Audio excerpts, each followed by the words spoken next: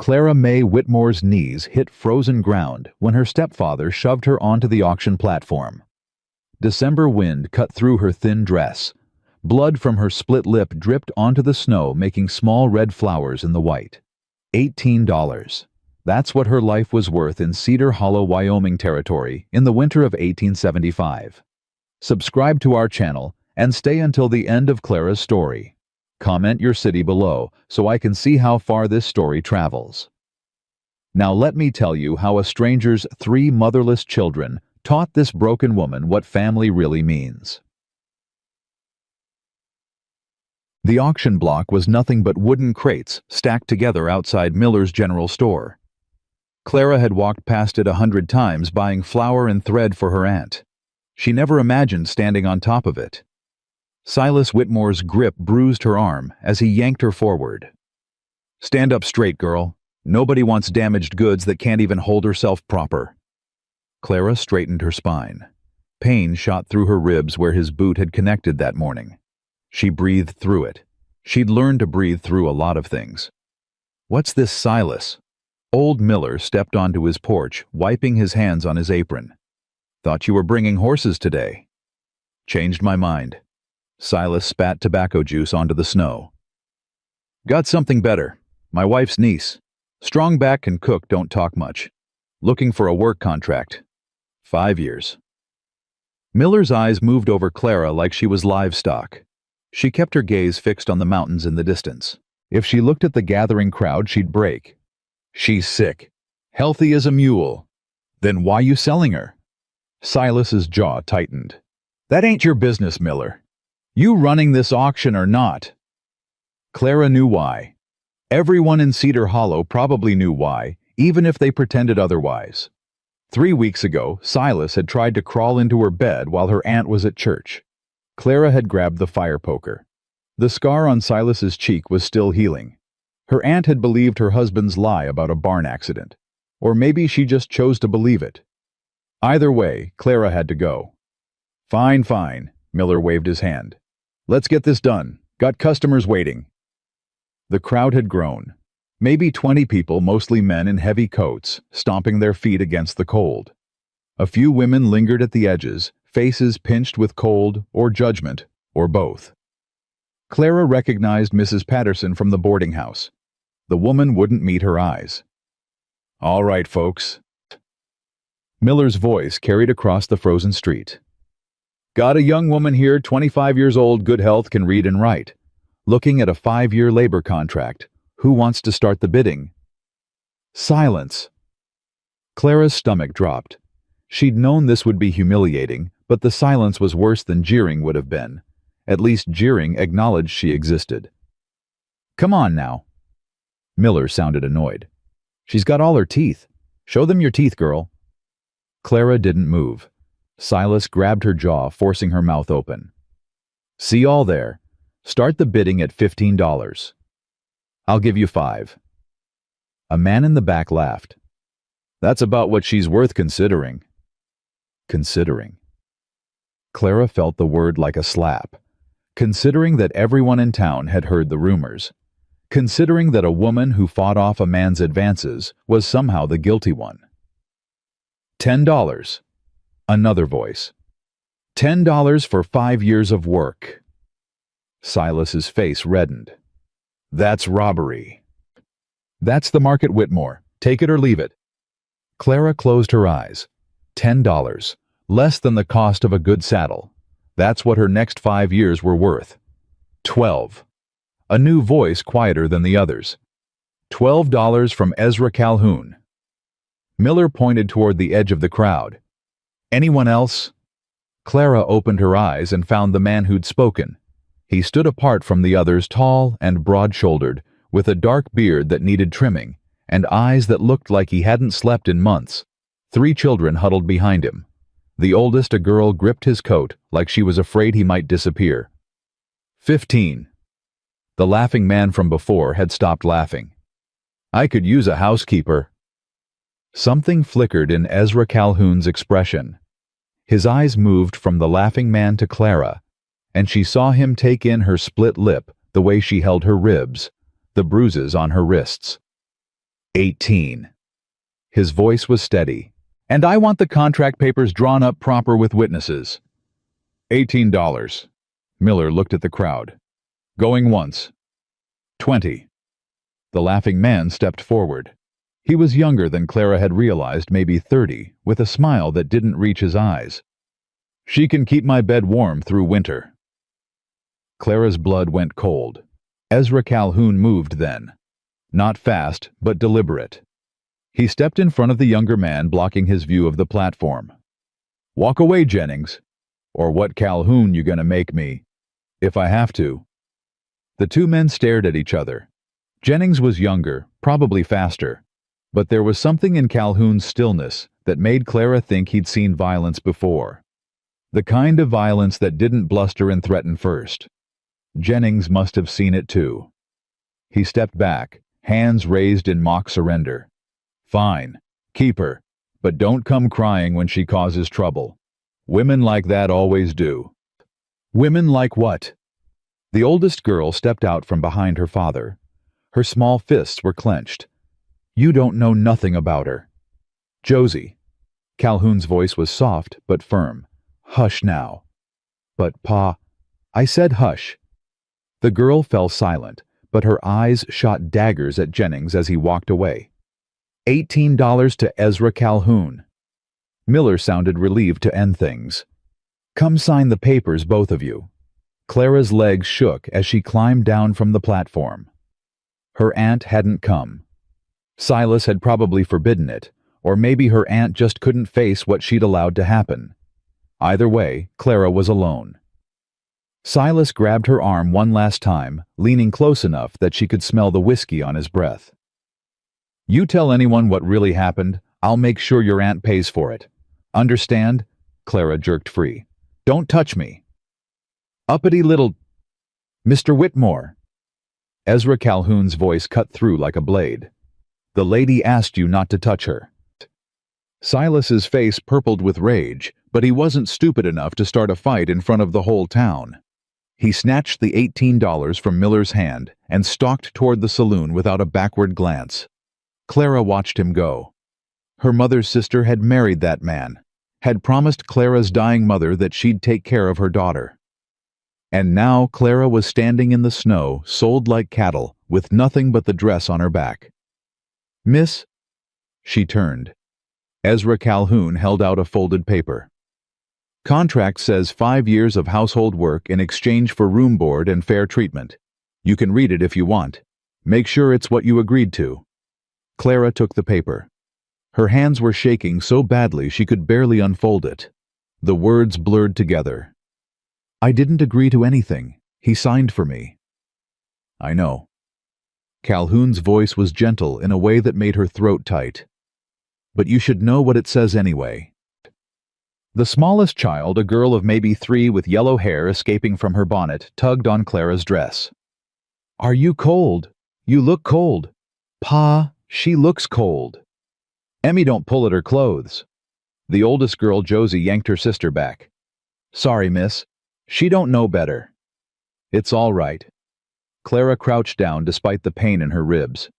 The little girl's cheeks were pink from the cold, her eyes curious and unafraid. Yes, I am cold. Are you? Emmy nodded solemnly. My toes hurt. We should get home. The middle child spoke for the first time. A boy, maybe 6, with a gap between his front teeth and his mother's eyes, whatever she'd looked like. Before the snow gets bad. Clara stood and looked at Ezra Calhoun, the man who'd just bought 5 years of her life. Where is home? About 2 hours that direction. He nodded toward the mountains. Got a wagon. It ain't comfortable, but it's got blankets. He turned and started walking without waiting for her answer. The children followed like ducklings, the boy holding Emmy's hand to keep her from slipping on the ice. Josie hung back, eyeing Clara with open suspicion. You coming or not? Clara looked back at the auction platform. At the town that had watched her be sold and done nothing. At the saloon where her stepfather was probably already spending his $18. Then she followed the stranger and his children toward the wagon. The ride was silent for the first hour. Clara sat in the wagon bed with the children wrapped in a wool blanket that smelled like horse and hay and something else, lavender maybe. The children had their own blankets and huddled together for warmth, stealing glances at her when they thought she wasn't looking. Ezra Calhoun drove without speaking. His back was straight, despite the cold, his eyes fixed on the road ahead. Occasionally, he clicked his tongue at the horses or adjusted the reins, but otherwise, he might have been carved from stone. Clara studied him. His coat was worn but clean. His boots had been mended more than once. He moved like a man used to hard work, efficient and economical, no wasted motion. "Pa," Josie's voice broke the silence. "Pa, I'm hungry. We'll eat when we get home." "But that's forever." "It's 2 hours, Josephine." "That's forever when you're hungry." Calhoun sighed. It was such a human sound, such a tired father sound, that Clara almost smiled. "There's jerky in my saddlebag. Share with your brother and sister." Josie crawled forward and dug through the bag, producing strips of dried meat. She handed one to Will, one to Emmy, and kept one for herself. Then she paused, looking at Clara. "You want some?" Clara's stomach growled before she could answer. She hadn't eaten since yesterday. Silas had decided that feeding her wasn't worth the expense once he'd made up his mind to sell her. "Go on." Josie thrust the jerky toward her. "Pa always packs too much anyway." Clara took it. The meat was tough and salty, and the best thing she'd tasted in weeks. "Thank you." Josie shrugged and went back to her siblings. But something in her posture had softened just a little. Will watched Clara chew his head tilted like a curious bird. "How come you was standing on those boxes?" "Will," Josie elbowed him. "Pa said not to ask rude questions." "That ain't rude. I just want to know." Clara swallowed her mouthful of jerky. The boy's eyes were so earnest, so completely without malice. He genuinely didn't understand. "My stepfather needed money," she said carefully. "So he sold my work contract to someone who could use help." "Like a job?" "Something like that." "Oh." Will considered this. "Ma used to say Pa needed help. She said he was hopeless at cooking and cleaning and keeping track of things." His voice faltered. "But then Ma got sick and now there's nobody to help." "We'll stop talking about Ma." Josie's voice cracked. "You're gonna make Emmy cry." Too late. The little girl's eyes were already welling up. Clara's heart clenched. "What was your Ma's name?" The question surprised even her. But Emmy answered immediately, tears spilling over. "Eleanor. She had pretty hair, and she sang songs, and she—" A sob cut off the rest. Clara opened her arms without thinking. Emmy crawled into them, burying her face against Clara's shoulder, crying in great heaving gasps. Her small body shook with grief. Clara held her. She knew this grief. She'd lived it when her own mother died, when the world had emptied out and nothing made sense anymore. There were no words for a loss like that. Only presence. Only the warmth of another person saying, without speaking, "You are not alone." Josie watched with hard eyes. Will watched with soft ones. And up front, Ezra Calhoun's shoulders had gone rigid, but he didn't turn around. Emmy cried herself to sleep. Clara held her through it all, this tiny stranger's child, and felt something crack open in her chest. Something she'd thought was dead. The homestead appeared as the sun began to set. The light turned the snow pink and gold, and for a moment Clara forgot to breathe. A small house with a covered porch. A barn that listed slightly to one side. A chicken coop and a well and a garden plot buried under snow. Smoke rose from the chimney in a thin gray line. It wasn't much, but it looked warm. It looked safe. It looked like the kind of place where people lived quiet lives and didn't sell their relatives at auction. Calhoun stopped the wagon near the barn. He climbed down and held out his hand to help her. Clara hesitated. The last time a man had offered her his hand, It had been Silas helping her down from the wagon when she'd first arrived at his farm 6 years ago, before she knew what kind of man he was. Calhoun noticed her hesitation. His hand dropped to his side. "I'll get the children inside. Josie can show you the barn loft when you're ready." He lifted Emmy from Clara's arms, careful not to wake her, and headed for the house. Will and Josie followed, but Josie looked back over her shoulder. "You coming?" "In a minute." Josie shrugged and disappeared inside. Clara sat in the wagon bed alone for the first time since morning. She let herself feel it, then all of it, the terror and the shame and the exhaustion. Her body ached, her lip throbbed, her ribs screamed every time she breathed. She was 25 years old. She had no money, no family, no future she could see. She'd been sold to a stranger for $18, and now she was sitting in his wagon in the middle of nowhere, with no way to leave, even if she wanted to. And yet, that man, Ezra Calhoun, had stopped another man from buying her, had drawn up proper contract papers, had given her jerky and blankets, and not once asked what she'd done to deserve being sold. His children had lost their mother. They were wounded and grieving and suspicious. But the youngest had crawled into her arms and cried herself to sleep. Maybe this was rock bottom. Or maybe, just maybe, it was the beginning of something else. Clara climbed out of the wagon. Her legs were stiff from sitting so long, and she stumbled on the frozen ground. Caught herself on the wagon wheel. Stood there for a moment, breathing the cold air, watching the smoke rise from the chimney. Then she walked toward the barn to find the loft that would be her home for the next 5 years.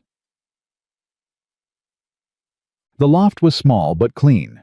A narrow bed with a faded quilt, a wooden chair and a table with a pitcher and basin, a small window that looked out over the eastern pasture.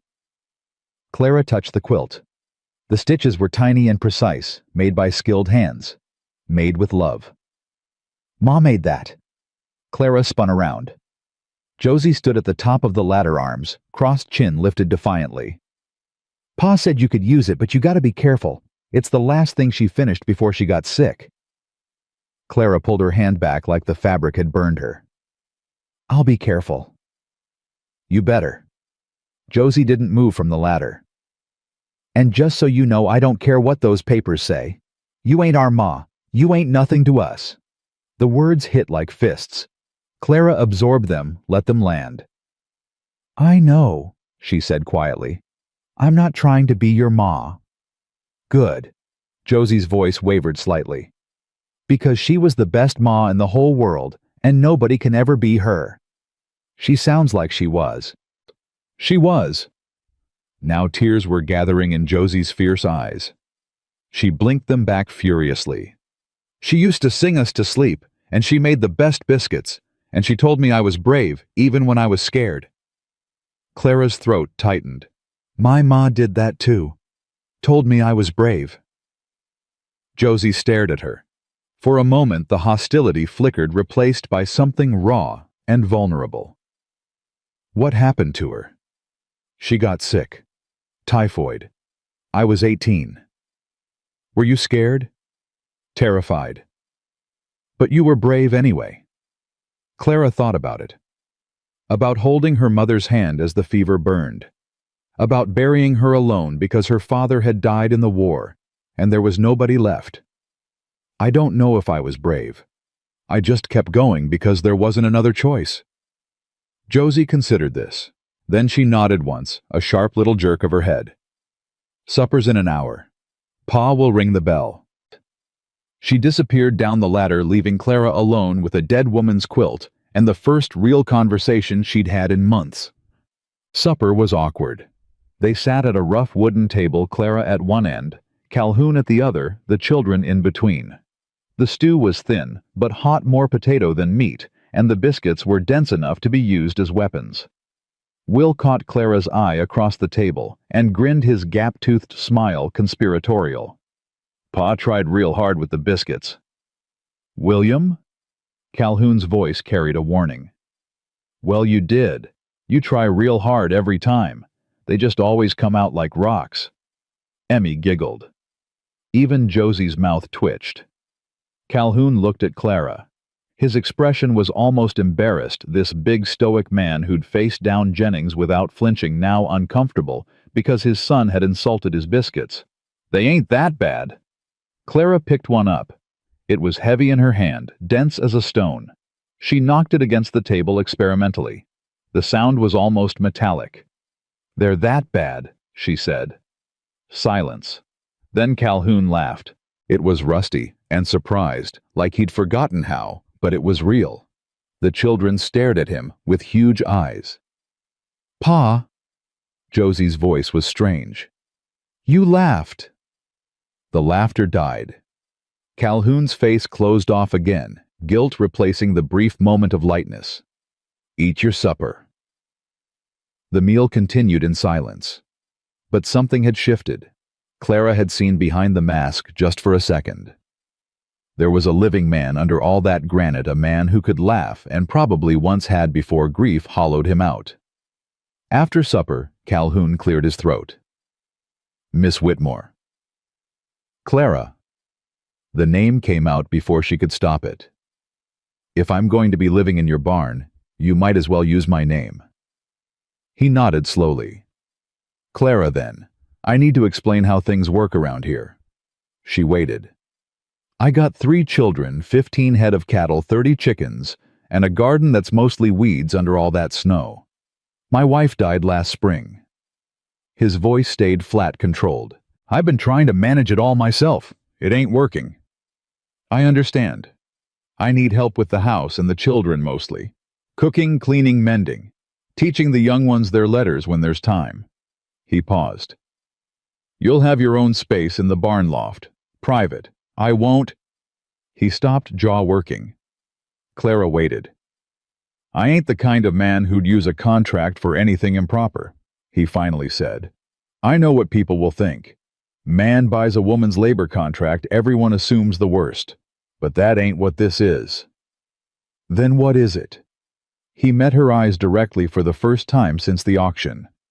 "It's me being desperate enough to spend $18 I don't have because my children need someone who knows how to care for them, and I don't know what else to do." The honesty of it stole her breath. "Why me?" she asked. "There must have been other options." "Maybe." He looked at his hands.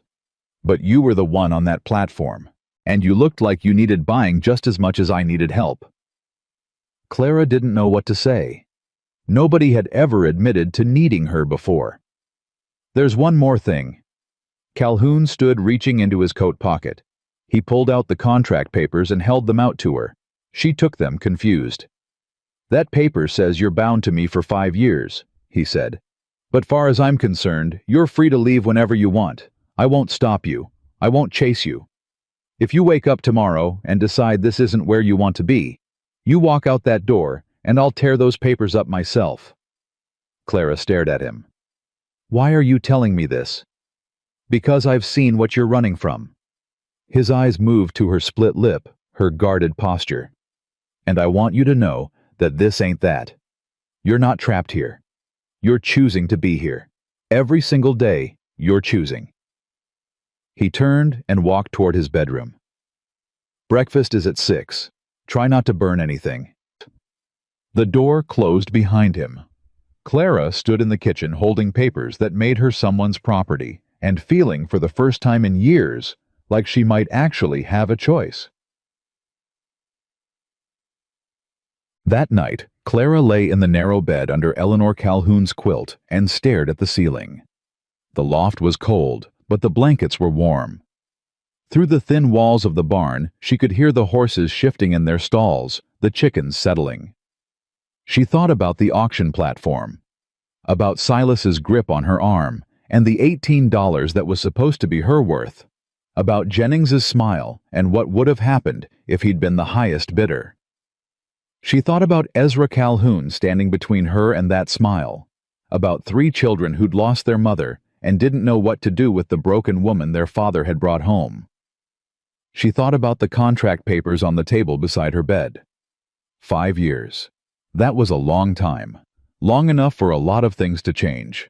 Or long enough for nothing to change at all. Clara rolled onto her side, pain flaring through her ribs. In the distance, a coyote howled. The sound was lonely and wild and somehow fitting. She closed her eyes. Tomorrow she would cook breakfast and try not to burn anything. She would learn the rhythms of this strange household. She would earn her keep because that was the only thing she knew how to do. But tonight, for the first night in months, she slept without dreaming of fire pokers and footsteps in the dark. The bell rang at 6 exactly. Clara was already awake. She'd been awake since before dawn, lying in the half-dark, listening to the world come alive around her. Birds calling, wind rattling the barn door, the distant lowing of cattle. She dressed quickly in the spare work dress Calhoun had left outside her door sometime in the night. It was worn soft from washing blue calico with white flowers, and it fit better than anything she'd owned in years. Eleanor's dress. Everything in this house still belonged to a dead woman. The children were already at the table when Clara entered the kitchen. Will looked half asleep, his head propped on his fist. Emmy was attempting to braid her doll's hair. Josie watched Clara with those sharp eyes that missed nothing. "You're up early." "I couldn't sleep." "Pa's been up for hours. He doesn't sleep much either." Clara didn't know what to say to that. She moved toward the stove instead, examining the supplies. Flour, salt, lard, eggs. The basics for biscuits. "I'm going to try something different." "Different how?" Josie's voice was suspicious. "Better." Clara worked quickly, her hands remembering motions her mind had almost forgotten. Her mother had taught her this, standing in their tiny kitchen in Missouri before the war, before everything fell apart. "You have to work the butter in cold," her mother had said. "And don't knead too much or they'll turn out tough." The children watched in silence as she cut the biscuits and slid them into the oven. The kitchen filled with warmth and the promise of something good. When Ezra Calhoun came in from the barn, stamping snow off his boots, the biscuits were golden brown and steaming on the table. He stopped in the doorway. "Something smells different." "That's because someone who knows what they're doing made breakfast." Will was already reaching for a biscuit. "Try one, Pa." Calhoun sat down slowly. He picked up a biscuit, turned it over in his hands, knocked it experimentally against the table. It didn't clunk. He took a bite, chewed. His expression didn't change, but something shifted in his eyes. "These are good. Better than good." Will was already on his second. "These are what biscuits are supposed to taste like." Emmy reached for one with grabby hands. "Bissy." Clara served everyone in silence, then took her own seat. The chair felt strange, too comfortable, too much like belonging. "Thank you," Calhoun said quietly, "for cooking. It's what I'm here for. Still, thank you." They ate without talking much, but it was a different kind of silence than yesterday. Less careful, less watching. The biscuits disappeared faster than Clara could count. When the meal was done, Calhoun stood. "I'll be in the north pasture most of the day. Fence needs mending before the next storm hits." He hesitated. "Josie can show you where things are. Holler if you need anything." Then he was gone, the door closing behind him, leaving Clara alone with 3 children and a house full of ghosts. Josie pushed back from the table. "Well, I guess I'm supposed to give you the tour." Clara stood. "Lead the way." The morning passed in a blur of information. This is where Ma kept the medicines. This is the good water bucket, not the one with the crack. This is where Pa puts his rifle when he comes in, and you should never ever touch it. Clara absorbed it all, building a map of this new world in her mind. The house was small but well organized, every item in its place. Eleanor Calhoun's presence was everywhere. In the curtains, she'd sewn the herbs hanging from the rafters, the small touches of beauty carved out of a hard life. Around midday, Will tugged on Clara's sleeve. "Miss Clara." "Yes." "Can you tell stories Ma used to tell stories?" Josie made a sound of protest, but Will ignored her. "She told the best stories, about princes and dragons and girls who weren't afraid of anything." His eyes were hopeful. Do you know any stories like that? Clara thought about the stories her mother had told. About brave rabbits and clever foxes and girls who saved themselves. I might know one or two. Can you tell us, please? Emmy had stopped playing with her doll and was watching with wide eyes. Even Josie, for all her hostility, looked interested despite herself. All right. Clara sat down by the fire, and the children gathered around her. Once upon a time, in a land covered with snow. She told them about a girl who got lost in a blizzard and found a cabin full of friendly animals who taught her how to survive. It wasn't a story her mother had told.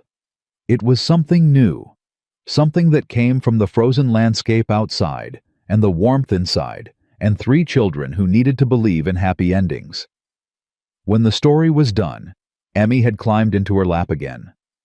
Will was grinning, and Josie was looking at her with an expression Clara couldn't quite read. That was a good story. Thank you. Ma would have liked it. Josie's voice cracked slightly. She would have said you have a gift. It was the closest thing to acceptance Clara had received since arriving. She held it carefully like something precious and fragile. Your ma sounds like she was wise. She was. Josie stood abruptly. I'm going to check on the chickens. She fled before Clara could respond. But at the door, she paused and looked back. You can tell another story tomorrow, if you want. Then she was gone, leaving Clara with 2 children and the strange, fragile beginnings of something that felt almost like hope. The story of Clara Whitmore had only just begun. The first week tested Clara in ways she hadn't expected. It wasn't the work. She'd worked hard her whole life, scrubbing floors and hauling water and mending clothes until her fingers bled. The Calhoun homestead demanded the same labor, and she gave it without complaint. It was the watching. Josie watched everything. Every biscuit Clara made, every shirt she mended, every word she spoke to Will and Emmy. The girl measured Clara against some invisible standard, and Clara knew she was being found wanting. On the 3rd day, Clara couldn't find the flour. She'd put it in the cupboard the night before, right where Eleanor had kept it, according to Josie's tour. But now the cupboard was empty, and breakfast needed making, and 3 hungry children were waiting at the table. Josie. Clara kept her voice calm. Do you know where the flour went? Josie's face was perfectly innocent. No, ma'am. It was in the cupboard last night. Maybe you forgot where you put it. Will squirmed in his seat. Emmy studied her doll with sudden intensity. Neither would meet Clara's eyes. Clara took a breath. She could accuse. She could demand. She could go to Ezra and tell him his daughter was sabotaging her. Instead, she nodded. I must have. I'll just have to look harder. She found the flour an hour later, hidden behind the woodpile on the porch. By then, breakfast was cold oatmeal instead of biscuits, and Josie wore a small, triumphant smile. Clara said nothing. She made the oatmeal, served it without complaint, and cleaned up the dishes while the children scattered to their morning chores. That afternoon, her mending basket disappeared. The evening after that, someone let the chickens out of the coop, and Clara spent 2 hours in the snow rounding them up. Through it all, she held her tongue. She'd survived worse than a child's war of attrition. She could survive this. On the 5th night, Ezra found her in the barn, sitting on an overturned bucket, trying to warm her frozen hands after another chicken rescue. They got out again. Clara looked up. His face was shadowed in the lamplight, unreadable. Gate must not have latched properly. That gate's been latching fine for 3 years. She said nothing. Ezra sat down on a hay bale across from her. He moved like a man carrying weights, slow and deliberate. It's Josie, ain't it? I don't know what you mean. Clara. Her name in his mouth still surprised her. I ain't blind. I see the flower on the porch. I see my daughter's face when you can't find things.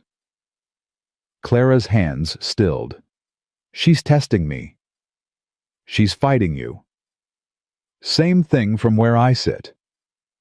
Ezra was quiet for a moment. When he spoke again, his voice was heavy. She was Eleanor's shadow. Followed her everywhere, learned everything from her.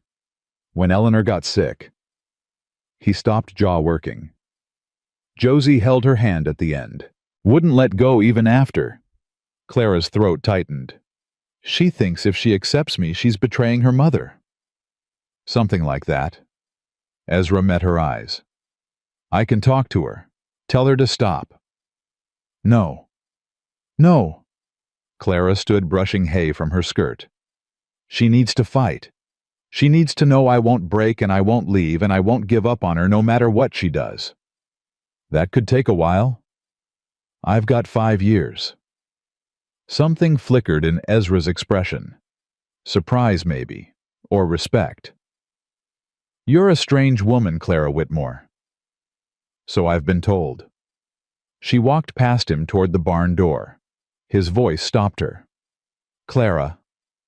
She turned. Thank you, for not giving up. She didn't know how to answer that, so she just nodded and walked out into the snow. The turning point came on the 8th day. Clara was kneading bread dough when Josie appeared in the kitchen doorway holding something behind her back. Miss Clara? Clara looked up. Josie's face was strange, caught between defiance and something softer. Yes. Josie brought her hands forward. She was holding a doll, its arm hanging by a thread, its painted face faded with love. Can you fix her? Clara wiped her hands on her apron and took the doll carefully. The damage was old, the thread frayed from many repairs. Your ma fixed this before. It wasn't a question. Josie nodded anyway. Lots of times. But Pa don't know how to do the small stitches. Her voice dropped. I tried to fix her myself, but I made it worse. Clara examined the shoulder joint. The fabric was worn thin from years of hugging the stuffing threatening to leak out. I'll need a needle and thread, the good thread if you have it. Josie ran to fetch them. When she returned, she pulled a chair close to Clara's elbow and watched every stitch.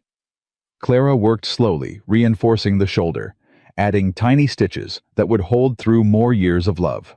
Her mother had taught her this sitting by the fire in Missouri, mending Clara's own childhood toys. You're good at that. Josie's voice was grudging. My mama taught me. What was she like? Clara's hands paused.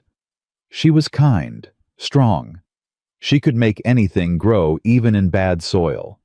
She resumed stitching. She used to say that love was like that. You plant it in hard ground and tend it careful, and sometimes it surprises you. Josie was quiet for a long moment. Ma said something like that once. About Pa. Yeah. She said he was the hardest ground she ever worked, but he grew the best. Clara smiled despite herself. Sounds like your ma was wise. She was. Josie watched the needle move. Miss Clara. I hid your flour. I know. And let the chickens out. I know that too. Ain't you mad? Clara finished the last stitch and tied it off. She held up the doll, checking her work. When my mama died, I was so angry I couldn't see straight. I broke dishes, screamed at the sky, told God I hated him for taking her. She handed the doll back to Josie. Grief makes us do things. Doesn't mean we're bad, just means we're hurting. Josie clutched the doll to her chest. Her eyes were bright with tears she was too proud to shed. I don't hate you. I know that too. I just miss her so much. I know, honey. I know.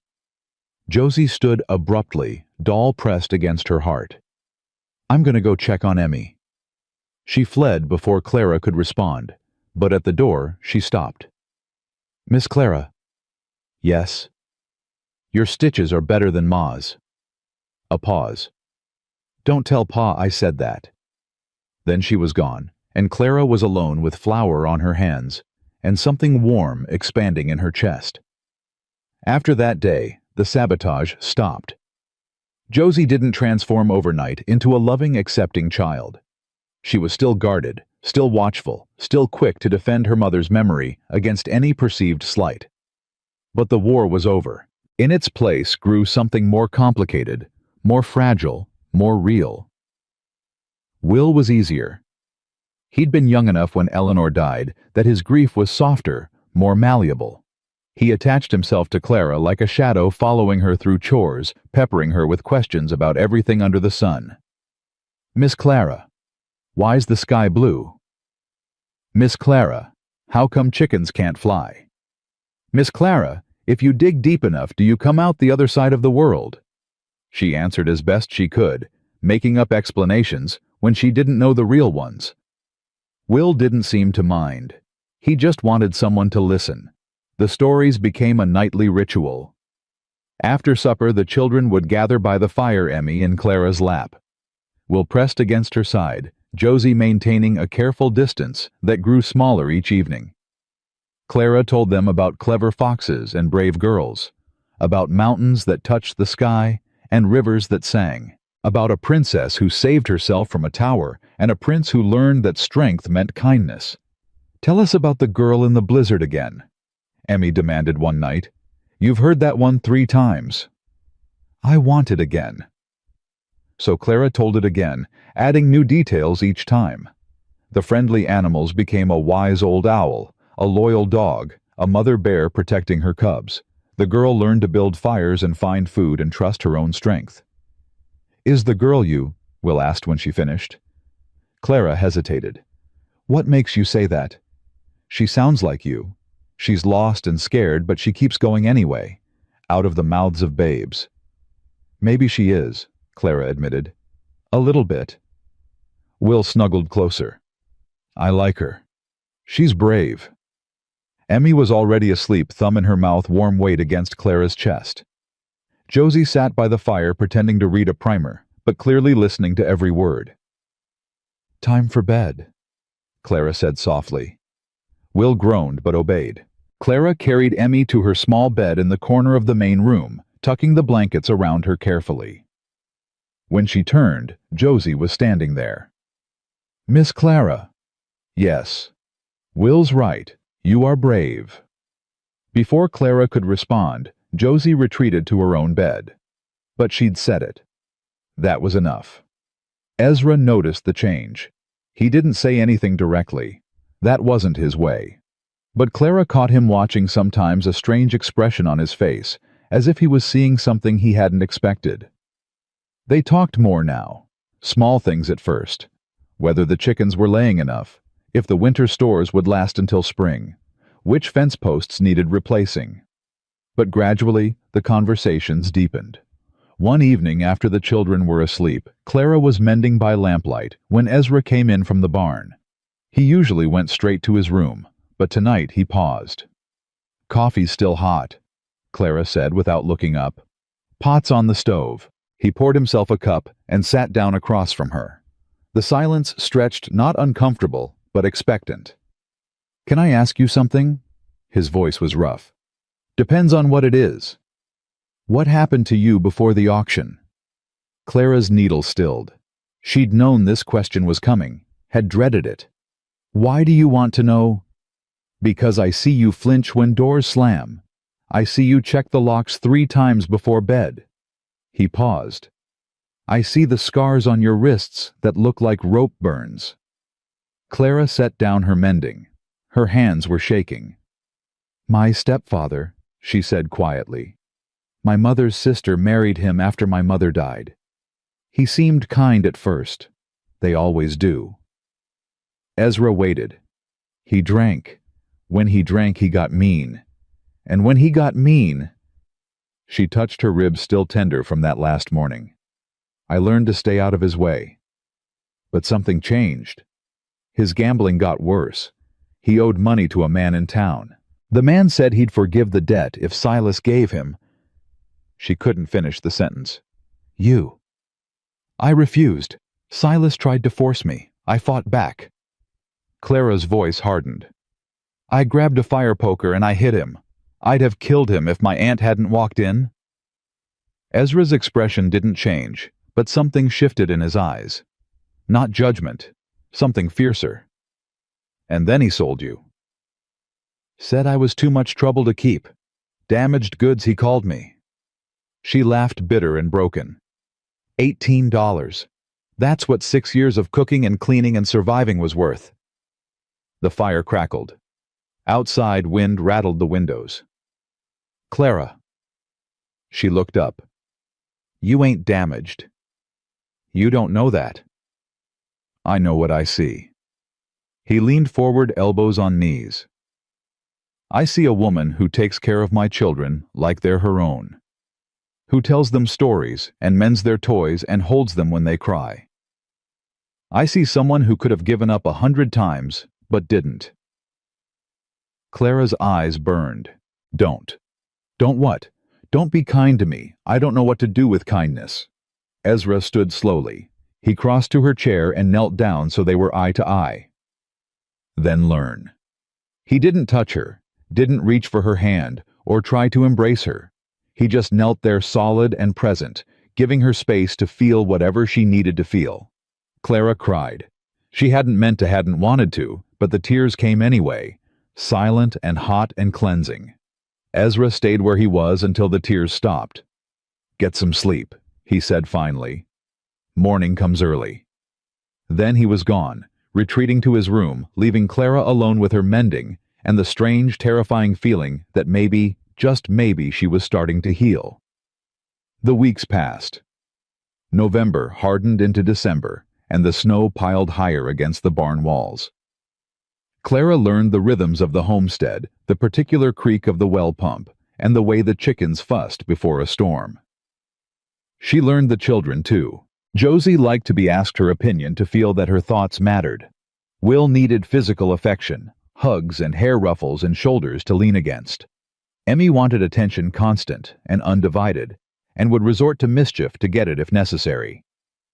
Clara gave them what they needed, what she could, and slowly, without meaning to, she started to love them. The realization came on an ordinary morning. Will had a cold, nothing serious, but he was miserable and fussy and wanted to be held. Clara sat by the fire with him in her lap, his feverish head against her shoulder, singing softly. Hush, little baby, don't say a word. Her mother had sung this song. Clara had sung it to herself in the dark years at Silas's farm, trying to remember what safety felt like. Now she sang it to Will, and he relaxed against her, and something inside Clara cracked open. She loved him. This gap-toothed boy with his endless questions and his need to be needed. She loved his sisters too, fierce Josie and sweet Emmy, and the strange, fragile family they made. It wasn't a comfortable love. It was terrifying. Love meant vulnerability. Love meant loss. But it was there anyway, growing in the hard ground of her heart, surprising her just like her mother had promised. Ezra came in from morning chores and stopped when he saw them. He worse. Just a cold, needs rest and warm liquids. Ezra nodded. He shed his coat and crossed to the stove, pouring himself coffee. When he turned back, his eyes lingered on Clara and Will, on the picture they made. You're good with them. They make it easy. No, they don't. A ghost of a smile. They make it hard as hell. But you do it anyway. Will stirred and mumbled something about breakfast. Clara shifted him gently. I should make oatmeal. I'll do it. Ezra was already reaching for the pot. You keep holding him. He needs it. Clara watched him move around the kitchen, this man who'd been a stranger 6 weeks ago. He was clumsy with the cooking measuring wrong and spilling things, but he was trying. He was always trying. Thank you, she said quietly. For what? For buying me, for bringing me here. Ezra paused, spoon in hand. When he spoke, his voice was rough. I didn't buy you, Clara. I offered you a place. You're the one who chose to stay. The words settled into her chest, warm and bright. She held them there along with Will's feverish weight and the smell of oatmeal cooking and the particular shade of gray light through the frosted windows. For the first time in years, Clara felt like she was home. But home, she was learning, could be taken away. The letter arrived 3 days before Christmas. Ezra brought it in from town, his face grim. He handed it to Clara without a word. The handwriting was familiar. Her aunt's cramped, careful script. Dear Clara, your stepfather knows where you are. He's been asking questions in town. Says you stole money from him before you left and he wants it back. I don't know what he's planning, but I wanted to warn you. Be careful. I'm sorry I couldn't protect you. Your Aunt Martha Clara read it twice. Her hands were steady, but her heart was pounding. He's coming. Maybe. Ezra's voice was calm. Maybe not. You don't know him. Once he gets something in his head... She crumpled the letter. He won't stop until he gets what he wants. What does he want? Clara thought about Silas's face when she'd hit him with the poker. The rage and humiliation. The promise of revenge in his eyes. To hurt me. He won't. You can't know that. Ezra stepped closer. Not touching her, but close enough that she could feel his warmth. I know that he'd have to go through me first. And I ain't easy to go through. Clara looked up at him.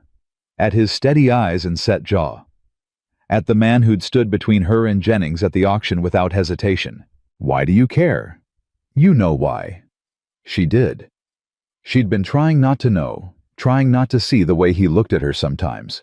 But she knew. Ezra, don't. He shook his head. Don't say anything. Not now. Just know that whatever he's planning, you ain't facing it alone. Not anymore. He turned and walked out before she could respond. Clara stood in the kitchen, her aunt's crumpled letter in her fist, and tried to remember how to breathe. Christmas came quiet and cold. Clara had saved her small earnings from before the auction coins hidden in the lining of her dress. She used them to buy ribbons for Josie's hair, a wooden horse for Will, a rag doll for Emmy. The children's faces when they opened their gifts made every penny worth it. You didn't have to do this, Josie said, touching the red ribbon with wondering fingers. I wanted to. But you don't have money. I had enough. Josie looked at her with those sharp seeing eyes. Ma used to say that gifts weren't about the thing. They were about the love behind the thing. Your ma was right. Josie tied the ribbon in her hair. It looked bright against her dark braids, a spot of color in the gray winter world. Thank you, Miss Clara. You're welcome, honey. That evening, after the children were asleep, Ezra handed Clara a small package wrapped in brown paper. What's this? Christmas present. You didn't have to. Open it. She unwrapped the paper carefully. Inside was a book, leather-bound and worn. She opened it to the title page. Jane Eyre by Charlotte Bronte. Josie said you like stories, Ezra said. Found it in Eleanor's things. She'd want you to have it. Clara ran her fingers over the pages. The book was well loved, the spine cracked from many readings. Are you sure it belonged to your wife? It belongs to someone who'll appreciate it now. He paused. Eleanor would have liked you. I think she'd be glad you're here. Clara clutched the book to her chest. She didn't have words for what she felt. Gratitude seemed too small. Thank you. Ezra nodded. He turned toward his room, then stopped. Merry Christmas, Clara. Merry Christmas, Ezra. He was gone before she could say anything else. But the book was warm in her hands, and the fire was bright, and somewhere outside snow was falling soft and silent over the world. Clara sat up late that night reading by lamplight. The story pulled her in. A woman alone, unloved, fighting for dignity in a world that wanted to crush her. A man with secrets and shadows who saw her anyway. She read until her eyes burned, then read some more. When she finally slept, she dreamed of hope. The new year dawned bitter cold. January brought ice storms that trapped them inside for days. The children grew restless. Clara told more stories, invented games, taught Josie to embroider, and Will to play cat's cradle. Ezra paced like a caged animal. He wasn't made for stillness. His hands needed work, his body needed motion. The forced idleness wore on him. One night, after the children were finally asleep, Clara found him standing at the window staring out at the white world. Ezra. He didn't turn. I hate winter. Most folks do. Eleanor loved it. His voice was distant. Said the snow made everything clean, made the world new. Clara came to stand beside him. Their reflections ghosted in the glass side by side. Tell me about her. Ezra was quiet for so long she thought he wouldn't answer. Then slowly the words came. We met at a church social in Colorado. I was fresh from the war, angry at everything. She walked up to me like I wasn't the most broken man in the room and asked me to dance. Were you a good dancer? Terrible. Stepped on her feet half a dozen times. A faint smile. She laughed and said she'd teach me. Took her 3 years, but she did. Sounds like she was patient. She was everything. His voice cracked. Everything I wasn't. Kind where I was hard. Hopeful where I was bitter. She believed in God and goodness and second chances. Did she change you? Ezra turned to look at her. His eyes were bright with unshed tears. She saved me. Every single day we were together, she saved me. And then she died and I had to figure out how to save myself. Clara didn't think. She reached out and took his hand. He stiffened. For a terrible moment she thought she'd made a mistake. Then his fingers tightened around hers, and he let out a breath that seemed to come from somewhere deep. You're saving me too, he said quietly, whether you mean to or not. I'm not trying to replace her. I know. He squeezed her hand. You couldn't. She was her and you're you. But that doesn't mean... He trailed off. Clara waited. It doesn't mean what I feel for you is less real. The words hung in the cold air. Clara's heart was pounding so hard, she could feel it in her throat. What do you feel? Ezra turned to face her fully. He lifted his free hand, hesitated, then gently touched her cheek. Something I thought I'd never feel again. Clara closed her eyes. His palm was rough and warm against her skin. She wanted to lean into it. She wanted to run. I'm scared, she whispered. Me too. I don't know how to do this. Neither do I. She opened her eyes. He was so close. Close enough to see the gray in his beard, the lines around his eyes, the hope and fear warring in his expression. Can we figure it out together? I'd like that, she said. He kissed her. It was gentle and tentative. Nothing like the violent touches she'd known before. This was asking, not taking. This was kindness. When they parted, his forehead rested against hers. We should go slow, he said. Yes. I don't want to rush you. You're not. The children need time. I know. He pulled back slightly, but kept hold of her hand. Thank you. For what? For choosing to stay. Clara smiled. It felt strange on her face, unfamiliar, but right. Thank you for giving me something worth staying for. Outside, the ice storm raged, but inside by the fire, two broken people held hands and dared to believe in second chances. The storm broke 3 days later. Ezra went to town for supplies. Clara stayed with the children, baking bread and playing games and trying not to worry. He returned at dusk, his face grim. What's wrong? Saw your stepfather, in the saloon, asking questions about you. Clara's blood went cold. What did you do? Nothing. Ezra's jaw was tight. Yet. He hung up his coat and turned to face her. The children were in the next room, their laughter drifting through the thin walls. He knows you're here, Clara. He's telling everyone who'll listen that you're a thief and a liar, saying he's got legal claim to bring you back. That's not true. I know that. But truth don't always matter when a man's got money and reputation. Clara sank into a chair. Her hands were shaking. What am I going to do? Ezra knelt in front of her, taking her hands in his. We. What are we going to do? She looked at him, at his steady eyes and determined jaw. He won't stop. Neither will I. He could hurt you, hurt the children. He could try. There was something in Ezra's voice, something hard and dangerous. Clara remembered that he'd been in the war, that he'd seen and done things he never talked about. "I won't let him destroy what we're building here," Ezra said. "Whatever it takes." Clara squeezed his hands. "Whatever it takes," she repeated. In the next room, the children's laughter continued innocent and bright. Clara held on to the sound like a prayer. The storm was coming, but this time, she wouldn't face it alone. Silas came 3 days later. Clara was hanging laundry on the line behind the house, her fingers red and stiff from the cold. The sheets snapped in the wind, like white flags of surrender. She heard the horse before she saw it. The heavy thud of hooves on frozen ground moving fast. Too fast for a friendly visit. Her hands stopped moving. Her breath caught. Silas Whitmore rode into the yard like he owned it.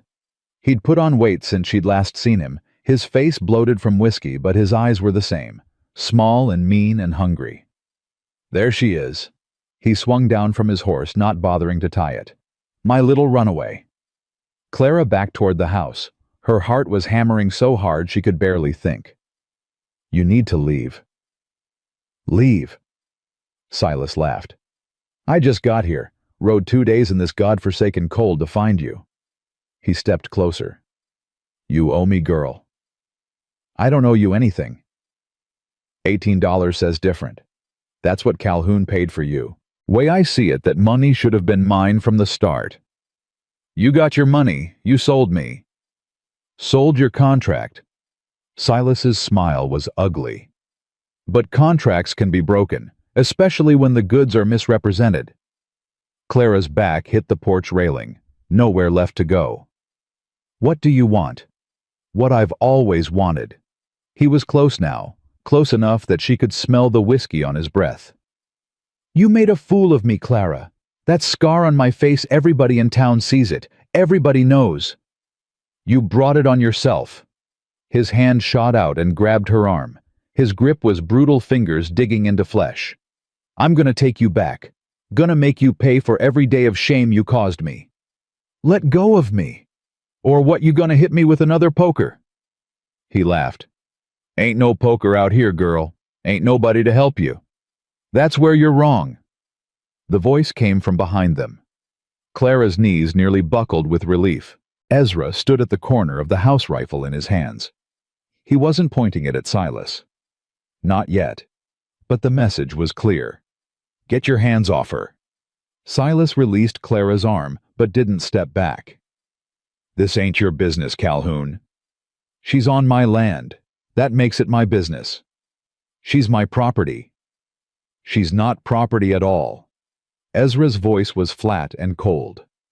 "And even if she was, you signed those rights away when you took my money." Silas's face reddened. "I want her back." "Don't care what you want. I got rights. You got nothing." Ezra moved forward, slow and deliberate. "You got a scar from a woman defending herself against you. You got a drinking problem that's gonna kill you before spring. And you got about 30 seconds to get on that horse before I decide to settle this the old-fashioned way." Clara watched the two men face each other. Silas was bigger, heavier, but Ezra had something Silas didn't. A quiet certainty. The kind of calm that came from knowing exactly what he was capable of. "You don't know who you're dealing with," Silas spat. "I know exactly who I'm dealing with." Ezra's voice dropped. "A coward who beats women. A drunk who sells his family to pay gambling debts. A man so small he can't stand being told no. Watch your mouth." "Or what?" Ezra stepped closer. "You gonna hit me like you hit her. Try it. Please." The air crackled between them. Clara held her breath. Silas's hand moved toward his belt, toward the knife sheathed there. "Pa." Everyone froze. Josie stood in the doorway, Will and Emmy behind her. Her face was pale, but her voice was steady. "Pa, what's happening?" "Get inside, Josie." "Who's that man?" "Inside now." Josie didn't move. Her eyes went from Ezra to Silas to Clara, reading the situation with that sharp intelligence. He's the one, isn't he? The one who hurt Miss Clara. Clara's heart clenched. Josie, please go inside. No. Josie stepped onto the porch. You can't let him take her paw. You can't. Silas looked at the girl with something like amusement. Well, ain't this sweet? The brat's already attached. Don't talk about my children. Or what Calhoun you gonna shoot me in front of them? The question hung in the air. Clara saw Ezra's jaw tighten, saw the battle behind his eyes. Get inside, he said to Josie. Take your brother and sister. But Pa, now Josephine. Something in his voice finally reached her. Josie grabbed Will's hand, scooped up Emmy, and disappeared into the house. Clara heard the door lock behind them. Smart girl, Silas said. Shame she's gonna grow up without a father. That a threat? That's a promise. Silas pulled his knife. The blade glinted in the weak winter sun. I'm taking what's mine, Calhoun. You can hand her over easy, or you can bleed first. Your choice. Ezra set down his rifle. Clara's heart stopped. Ezra, what are you doing? Stay back, Clara. He has a knife. I know. Ezra unbuckled his gun belt and let it fall. He stood there unarmed, facing a man with a blade and murder in his eyes. Bold.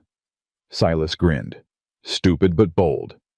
I'm not going to shoot you in front of my children, but I will beat you with my bare hands if that's what it takes. Silas lunged. He was fast for a big man. The knife sliced through the air toward Ezra's chest. But Ezra was faster. He sidestepped, grabbed Silas's wrist, and twisted. The knife fell into the snow. Silas howled and swung with his free hand. The punch connected with Ezra's jaw, snapping his head back. Blood sprayed from his lip. But Ezra didn't fall. He absorbed the blow, set his feet, and drove his fist into Silas's stomach. The big man doubled over, gasping.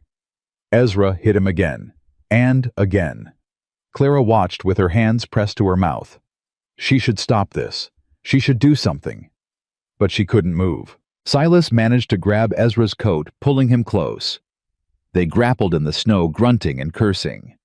Silas was heavier, but Ezra was quicker. They rolled across the frozen ground, each fighting for advantage. Silas got his hands around Ezra's throat. Should have just given her up, he panted. Now you're gonna die for a whore. Ezra's face was turning red. His hands clawed at Silas's grip. Clara moved. She didn't think about it, didn't plan it. Her body just moved. She grabbed the fallen rifle by the barrel and swung it like a club. The stock connected with Silas's skull. He went down hard, his grip on Ezra's throat releasing. He rolled onto his back, groaning, blood streaming from a gash on his temple. Ezra gasped for air, struggling to his feet. Clara! Don't! She was shaking. The rifle trembled in her hands. Don't tell me I shouldn't have done that. I wasn't going to. Silas was trying to get up. Clara pointed the rifle at him. Stay down. You bitch! You crazy bitch! I said stay down. Her voice didn't sound like her own. It was cold and hard and certain. The voice of a woman who had finally stopped being afraid. Silas looked at her. Really looked at her. And for the first time she saw fear in his eyes. You won't shoot me. Try me. The standoff held for an endless moment. Clara's finger rested on the trigger. She'd never shot anyone, never even held a rifle before today. But her hands were steady now. Her heart was calm. Ezra. She didn't take her eyes off Silas. Go get the sheriff. I'm not leaving you alone with him. I'll be fine. Clara. Go. I've got this. Ezra hesitated. Then he picked up his gun belt, buckled it on, and headed for the barn. Don't do anything stupid, he said over his shoulder. Either of you. Then he was gone, riding toward town, and Clara was alone with the man who had haunted her nightmares for 6 years. Silas sat up slowly, wiping blood from his face. You've changed. No, I finally became who I always should have been. That man's made you bold. That man showed me I was worth being bold for. Silas shook his head. You think this is over? It ain't over. I'll come back. I'll bring men. I'll burn this place to the ground. No, you won't. You don't know what I'm capable of. I know exactly what you're capable of. Clara's voice was steady. You're capable of hitting women who can't fight back. You're capable of selling your family to pay your debts. You're capable of sneaking into a woman's room at night and trying to take what she won't give. Silas's face twisted. Shut up. But you're not capable of facing consequences. You're not capable of fighting someone who fights back. You're not capable of anything that takes real courage. I said shut up. He started to rise. Clara cocked the rifle. I've spent 6 years being afraid of you. 6 years flinching at footsteps, checking locks, sleeping with one eye open. 6 years letting you live in my head rent-free. She took a step forward. Silas actually flinched. That ends today. You can run back to whatever hole you crawled out of, or you can keep pushing and see what happens. But either way, I'm done being afraid. I'm done being your victim. I'm done. The words poured out of her like poison leaving a wound. Years of silence, years of swallowed screams, years of being told she was worthless and damaged and deserving of everything that happened to her. Done, done, done. Silas stared at her. The fight had gone out of him. He looked old suddenly, old and tired and beaten. You'll regret this. I regret a lot of things. This won't be one of them. They waited in silence for what felt like hours. The sun moved across the sky. The children's faces appeared at the window watching, then disappeared again. Clara's arms ached from holding the rifle, but she didn't lower it, didn't look away, didn't give him a single inch. When the sound of horses finally came, she nearly wept with relief. Ezra rode in first, followed by a man with a tin star on his chest. Sheriff Dalton was older than Clara had expected, with a weathered face and tired eyes that had seen too much. Well now. He dismounted slowly. What have we got here? This man attacked me and Mr. Calhoun, Clara said. He threatened to kill us and take me by force. Dalton looked at Silas still sitting in the snow, with blood on his face. That true, Whitmore? She's lying. She's a thief and a liar, and I've got 3 children who witnessed part of it, Ezra cut in. And I've got the bruises to prove the rest. Dalton studied the scene. The knife in the snow. The blood. Clara's rigid posture with the rifle. Whitmore, you're under arrest for assault and trespassing. You can't do this. She belongs to me. Nobody belongs to anybody in this territory. Dalton's voice was hard. Wyoming gave women rights 5 years ago. You want to contest ownership of a human being, take it to court. But I'll tell you now, no judge in the territory is going to side with a drunk who beats women. He hauled Silas to his feet and cuffed his hands behind his back.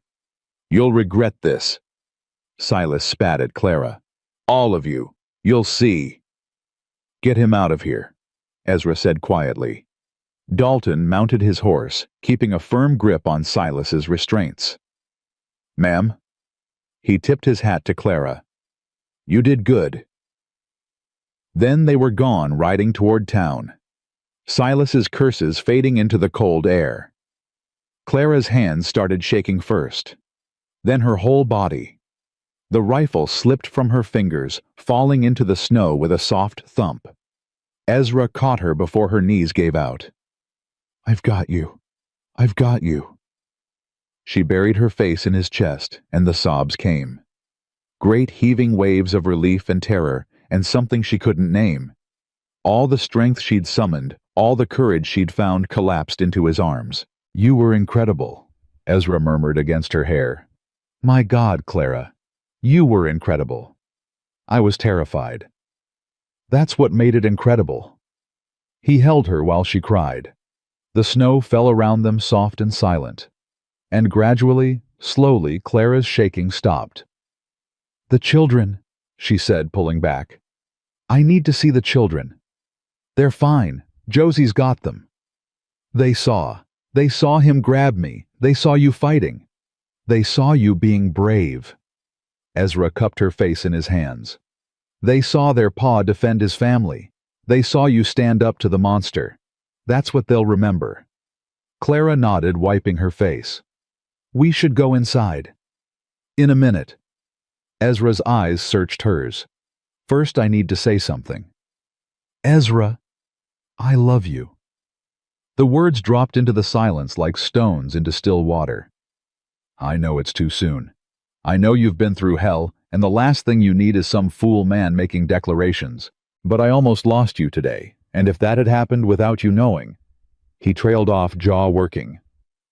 I love you, Clara Whitmore.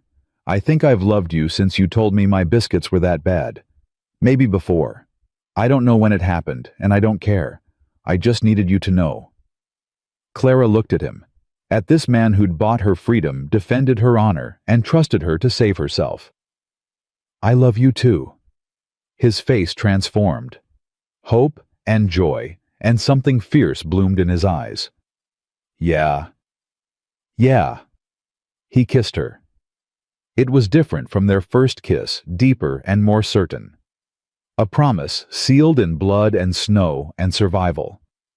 When they finally broke apart, Clara was almost smiling. We should really go inside now. Probably should. The children are going to have questions. Lots of them. They walked toward the house together, hands intertwined. Clara's legs were still unsteady, but Ezra held her up.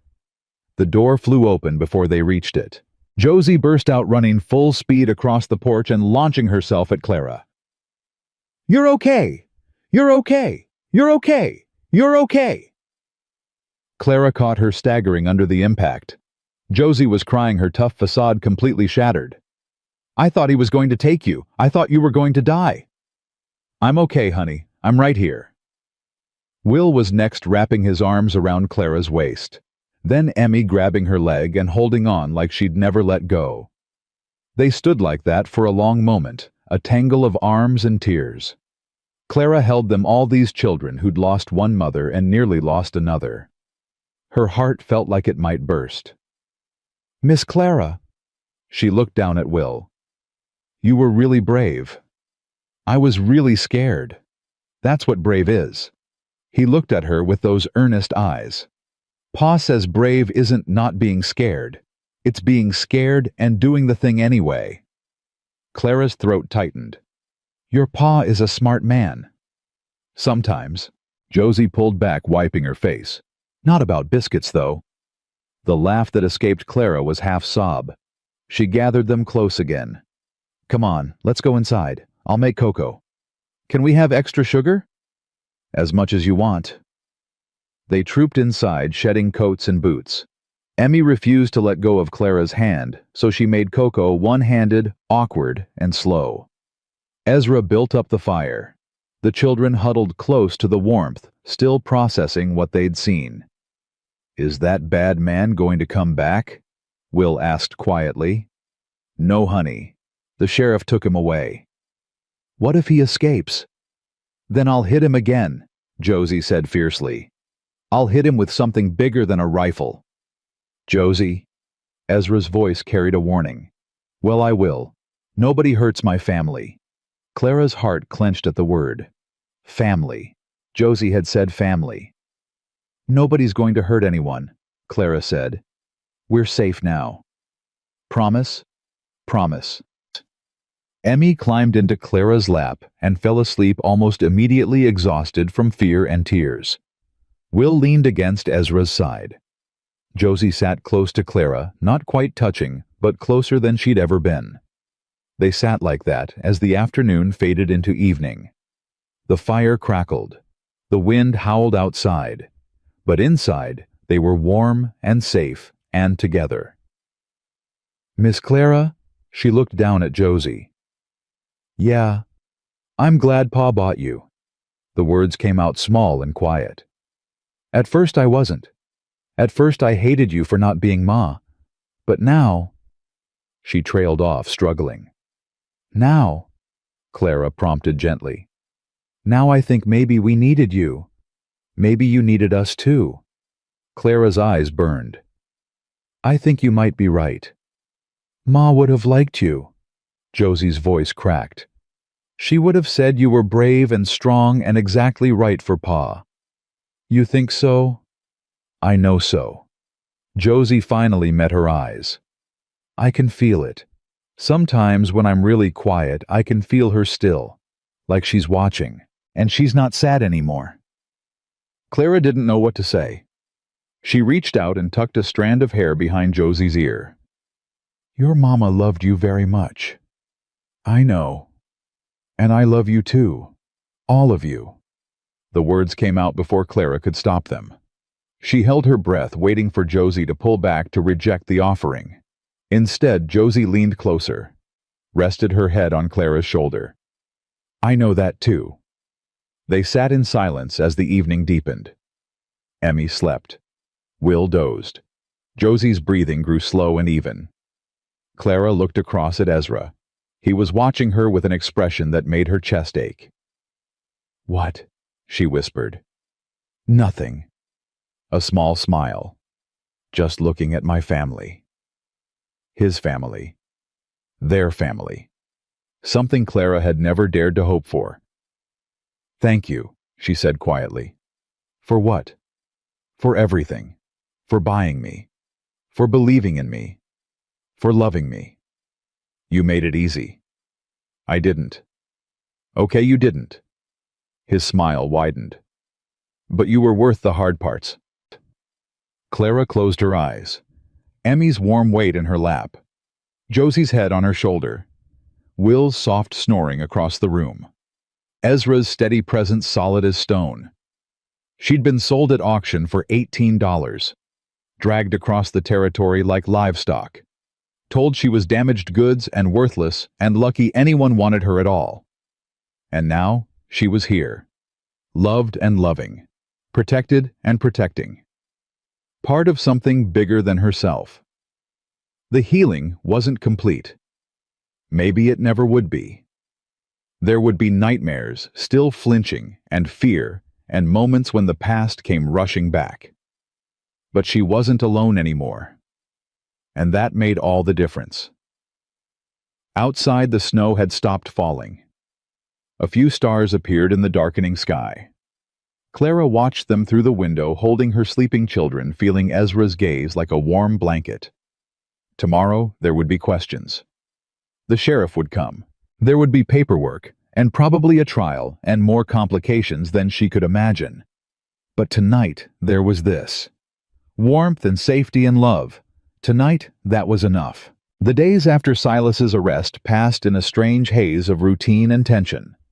Clara went through the motions of daily life, cooking and cleaning and tending to the children. But her mind kept circling back to that moment in the snow. The weight of the rifle in her hands.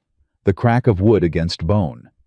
The fear in Silas's eyes when he finally realized she wasn't the broken girl he remembered. She'd changed. She could feel it in her bones, in the way she moved through the house, in the steadiness of her voice when she spoke. Something had shifted inside her. Some wall had crumbled, and she wasn't sure yet what would grow in its place. Ezra watched her with careful eyes, but didn't push. He seemed to understand that she needed time to process, to integrate this new version of herself with the old. The children, however, had no such patience. Miss Clara, tell us again about how you hit the bad man. Will's eyes were bright with hero worship. He'd asked the same question every day since the incident, never tiring of the story. I already told you 3 times. Tell it again, please. Clara sighed and set down her mending. There's not much to tell. He was hurting your pa, so I stopped him. With a rifle. With the stock of a rifle. I didn't shoot anyone. But you could have. Will's voice was awed. You could have shot him dead, but you didn't. Shooting people isn't something to celebrate, Will. I know, but it's still brave. Josie looked up from her embroidery. She'd taken to sitting near Clara during the quiet hours, working on her stitches while Clara mended. They didn't always talk, but the companionship was there. She's right, you know, Josie said. It was brave. It was necessary. That's what brave is. Josie's needle moved steadily, doing necessary things even when they're scary. Clara met her eyes. Something passed between them, an understanding that went deeper than words. Your pa said the same thing. Pa's smart sometimes. Sometimes. Don't tell him I said that. His head's big enough already. Clara laughed. The sound still surprised her how easy it came now, how natural. Emmy toddled over and climbed into Clara's lap, her usual spot. She'd become even more clingy since the incident, refusing to let Clara out of her sight for more than a few minutes. Story? Emmy asked hopefully. It's not story time yet, baby. Please. Later, I promise. Emmy pouted, but settled against Clara's chest, thumb finding her mouth. Clara held her automatically, one hand rubbing small circles on her back. This, she thought. This is what I was fighting for. Sheriff Dalton came by on the fourth day. Clara was kneading bread when she heard the horse. Her hands stilled flour dusting her wrists. The old fear tried to rise, but she pushed it down. Ezra met the sheriff on the porch. Clara could hear their voices through the window, low and serious. Clara. Ezra's voice came from the doorway. Sheriff wants to talk to you. She wiped her hands on her apron and went outside. The cold bit at her cheeks, but she barely noticed. Sheriff Dalton touched the brim of his hat. Ma'am? Sheriff. Wanted to let you know what's happening with Whitmore. Clara's stomach tightened. Is he still in jail? For now. Dalton's weathered face was grim. Judge is coming through next week. There'll be a hearing. What kind of hearing? Assault charges mostly, trespassing, making threats. He paused. Your testimony will be needed. Clara felt Ezra move closer, his presence solid at her back. I'll testify. It won't be easy.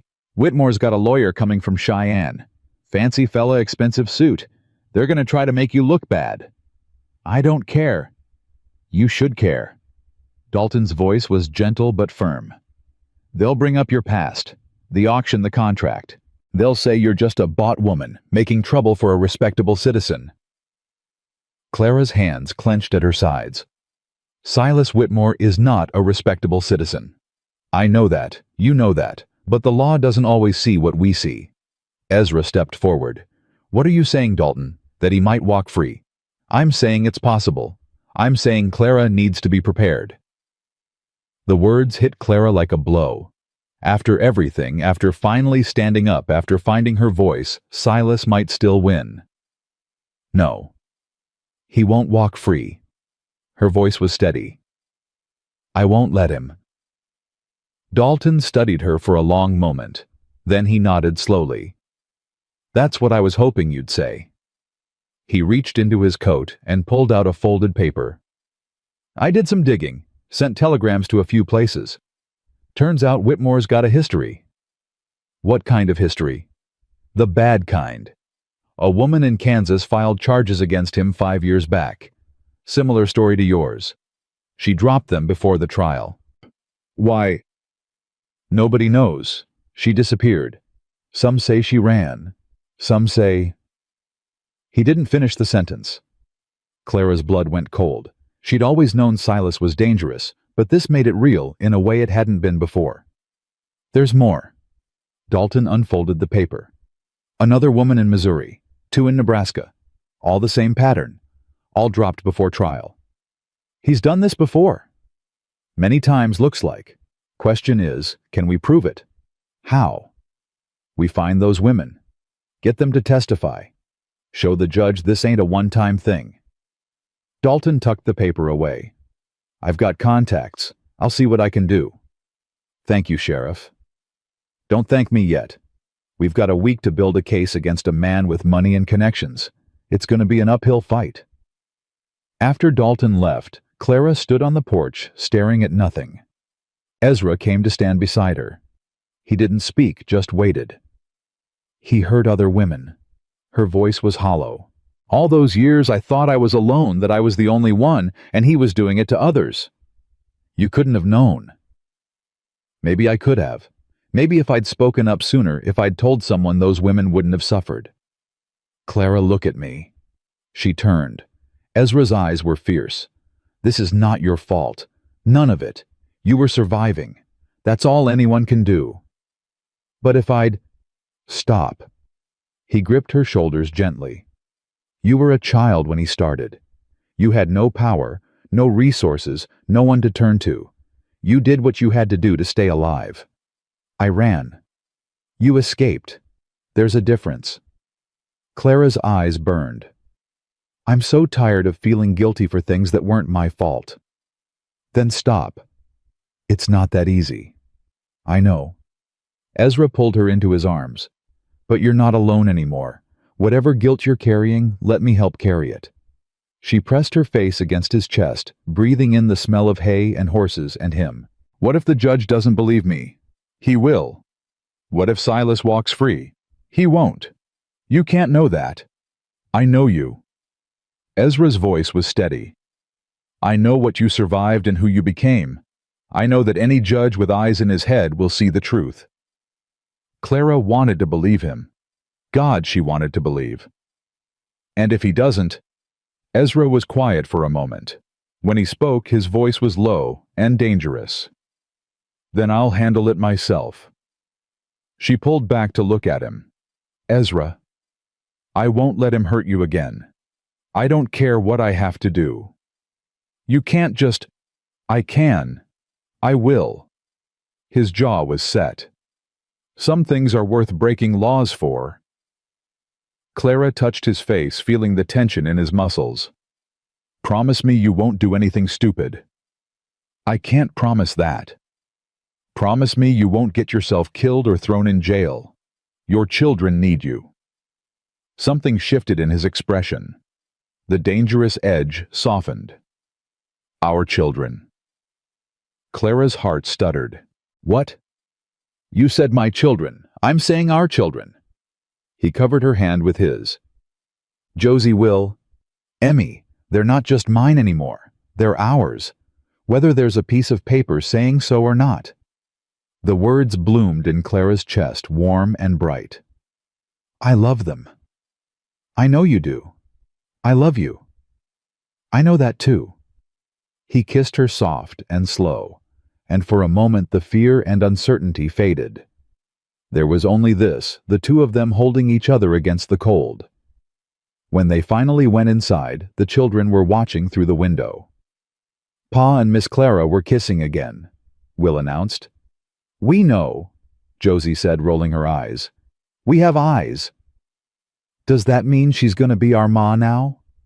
The question hung in the air. Clara looked at Ezra. Ezra looked at Clara. That's something we need to talk about, Ezra said carefully. As a family. What's there to talk about? Josie crossed her arms. She already does everything Ma did. She cooks and cleans and tells stories and holds Emmy when she cries. That doesn't automatically make her your ma. Why not? Ezra opened his mouth, then closed it. He looked genuinely stumped. Clara knelt down to Will's level. Being someone's ma is a big thing. It's not just about cooking and cleaning. It's about loving someone forever, being there for them, no matter what. You already do that, Will said simply. But I've only been here a few months. So, Will tilted his head. Ma used to say, love doesn't care about time. She said she knew Pa was the one the first day she met him. Clara's throat tightened. Your ma sounds like she was very wise. She was. Josie's voice was quiet. And she would have wanted us to be happy. All of us. Emmy wiggled down from her spot by the fire and toddled over to Clara. Mama. The word was so soft Clara almost missed it. But she didn't miss it. She heard it, felt it hit her square in the chest. Emmy. Her voice cracked. Mama. Emmy reached up, wanting to be held. Clara gathered her close, tears spilling down her cheeks. Emmy patted her face with chubby fingers. Why crying? Happy tears, baby. These are happy tears. Will pressed against her side. After a moment's hesitation, Josie did too. Ezra stood watching his family, his eyes bright. "I think that settles it," he said roughly. "Settles what?" Josie asked. "Whether Miss Clara is your ma or not." "She's always been our ma," Will said. "We just didn't know it yet." Clara held them all these children who had chosen her, and let herself believe that maybe, just maybe, she deserved to be chosen. The week before the trial passed too quickly. Clara spent hours with Sheriff Dalton going over her testimony. She told him everything from the first time Silas had hit her to the night she'd grabbed the fire poker. She told him about the locked doors and the whiskey breath and the way fear had become a constant companion. It was the hardest thing she'd ever done, but it got easier each time. Speaking the truth out loud made it less monstrous somehow. The secrets she'd carried for so long lost their power when exposed to light. Ezra was there for every session, a steady presence at her back. He never interrupted, never pushed, just listened. And when they got home, he held her while she cried out the poison. The children knew something big was happening. Josie had overheard enough to understand the basics. "You're going to court to tell them what that man did," she said one evening. "Yes." "Are you scared?" "Terrified." Josie nodded solemnly. "But you're going to do it anyway." "I have to." "I know." Josie was quiet for a moment. "Can I come to the trial? I want to be there. I want him to see that you're not alone." Clara's heart swelled. "That's very brave of you, Josie. You taught me that." A small smile. "Being scared and doing it anyway." In the end, Ezra decided the children would stay with Mrs. Brennan from the general store during the trial. They were too young to hear the details, no matter how much they wanted to support Clara. Josie protested, loudly. "It's not fair, I'm almost 10. And when you're almost 10, you'll understand that some things aren't for children." "But Pa..." "This isn't a discussion, Josephine." Josie glared at him with those fierce eyes so like his own. Then she turned to Clara. "Tell him I should come." Clara knelt down to her level. "Your pa's right, honey. But I want to help. You can help by taking care of your brother and sister, by being strong for them while we're gone." "That's not the same." "No, it's not. But it's what I need from you." Josie's lower lip trembled. "What if something happens to you?" "Nothing's going to happen." "You don't know that.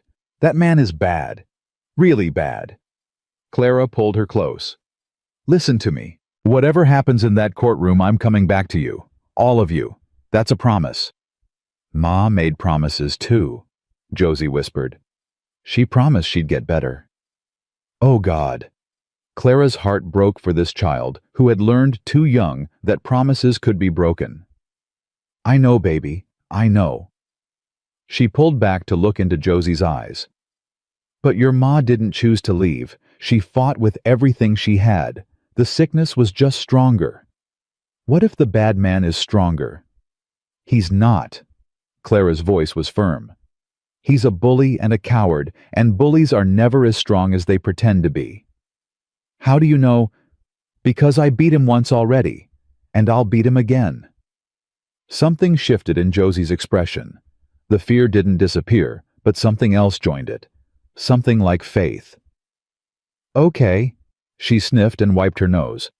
"Okay, I'll watch Will and Emmy." "Thank you, sweetheart. But you have to promise to come back." "I promise." "And you have to promise to win." Clara almost smiled. "I'll do my best." The morning of the trial dawned cold and gray.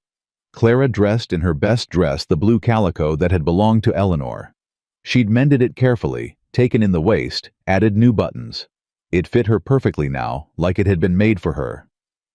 Ezra wore his Sunday clothes, the ones that only came out for church and funerals. He looked uncomfortable in the stiff collar, but he didn't complain. The ride to town was silent.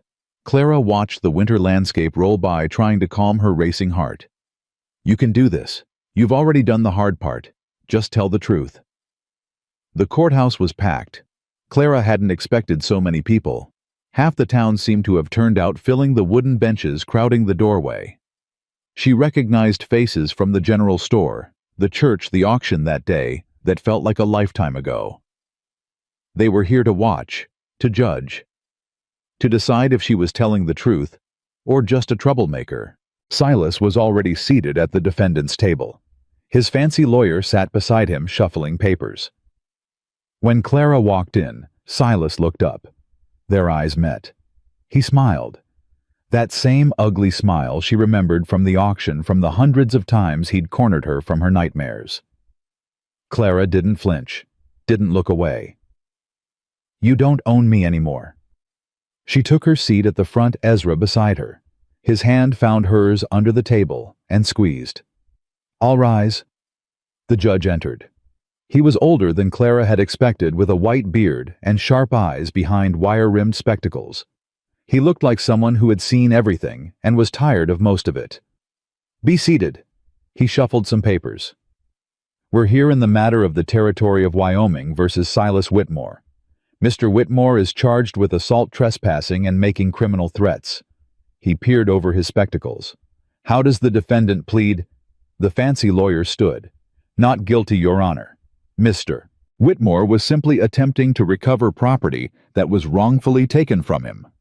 "Property?" "Miss Whitmore's labor contract, Your Honor. My client sold that contract under duress and believes—" "We're not here to discuss contract law, Mr. Hendricks." The judge's voice was sharp. "We're here to discuss whether your client attacked a woman and threatened to kill a man. Do you have evidence to counter these charges? We intend to show that Miss Whitmore provoked, yes or no, counselor." The lawyer's jaw tightened. "The defense will present its case, Your Honor." "See that you do." The judge turned to Sheriff Dalton. "Call your first witness." Clara's testimony took nearly 2 hours. She told them everything. Her voice shook at first, but Ezra's steady presence gave her strength. She described the years of abuse, the night with the fire poker, the auction, Silas's arrival at the ranch. She described the fear. That was the hardest part. Not the physical violence, but the constant terror. The way it had shaped her, shrunk her, made her feel less than human. "And when he grabbed you," the prosecutor asked, "what did you do?" "I tried to get away. He was too strong." "What happened next?" "Mr. Calhoun intervened. They fought. Silas was choking him. And then—" Clara took a breath. "I hit him with the rifle." "Why?" "Because he was going to kill the man I love." The words rang through the courtroom. Clara hadn't meant to say it like that, so raw and honest. But she didn't regret it. The fancy lawyer's cross-examination was brutal. He questioned her character, her past, why she hadn't reported the abuse earlier, why she'd run instead of going to the authorities. Clara answered as best she could. "I had no one to turn to, no family, no money. I was trapped." "So you claim. But isn't it true that you attacked my client first, that the scar on his face is evidence of your violent nature?" "I defended myself." "By attacking a sleeping man." "He wasn't sleeping. He was trying to force himself on me." Gasps from the gallery. The lawyer's eyes narrowed. "You expect this court to believe—" "I expect this court to believe the truth." Clara's voice was steady now. "Your client is a predator. He's done this before to other women, and he'll do it again if you let him walk free." "Your Honor, this is speculation." "It's not speculation." Sheriff Dalton stood up. "Your Honor, if I may." The judge nodded. Dalton approached the bench and handed over a sheaf of papers. Statements from 3 women in other territories. All described similar patterns of abuse. All filed charges against Silas Whitmore. All dropped those charges under mysterious circumstances. The courtroom erupted. The judge banged his gavel. "Order! I will have order!" Silas's face had gone pale. He leaned over to whisper urgently to his lawyer. The judge studied the papers for a long moment. When he looked up, his eyes were cold. "Mr. Hendricks, did you know about these prior incidents?" "Your Honor, these are unsubstantiated." "Did you know?" The lawyer's silence was answer enough. "I'm calling a recess." The judge stood. "When we reconvene, I want both parties prepared for closing arguments. And Mr. Hendricks, I strongly suggest you have a conversation with your client about the benefits of honesty." During the recess, Clara sat on a bench outside the courthouse, trying to remember how to breathe. "You did good." Ezra sat beside her. "Better than good."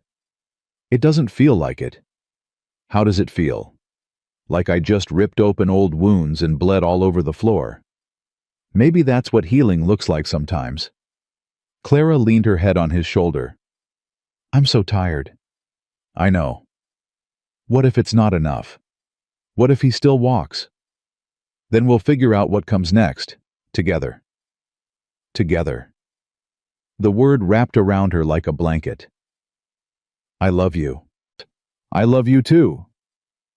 They sat like that until the bailiff called them back inside. The closing arguments were brief. The prosecutor summarized the evidence. The defense tried to paint Silas as a victim of circumstance. Then the judge spoke. "I've heard enough." He removed his spectacles and rubbed his eyes. "In my 30 years on the bench, I've seen a lot of cases. Most of them are complicated. Most of them exist in gray areas." He looked directly at Silas. "This is not one of those cases." Clara's heart pounded. The evidence is clear. The defendant has a documented history of violence against women. He came to the Calhoun Ranch with the intent to harm or abduct Miss Whitmore. He assaulted both Miss Whitmore and Mr. Calhoun and was only stopped when Miss Whitmore defended herself and her family. The judge put his spectacles back on. "I find the defendant guilty on all charges. He is sentenced to 5 years in the territorial prison." The courtroom exploded. Clara couldn't move, couldn't breathe. Guilty. 5 years. It was over. Silas was shouting something, but she couldn't hear him over the roaring in her ears. Deputies were dragging him away. His face was twisted with rage, the face from her nightmares, but for the first time it couldn't touch her. He was going away. He couldn't hurt her anymore. "Clara." Ezra's voice cut through the noise. "Clara, it's over." She turned to him. His face was blurred through her tears. "It's over. It's over." She collapsed against him, sobbing. All the fear, all the years of running and hiding and surviving poured out of her in great heaving waves. Ezra held her through it all. Right there in the courtroom in front of God and everyone, he held her and let her break. When the tears finally stopped, Clara pulled back and wiped her face. "We should go home. The children are probably going crazy.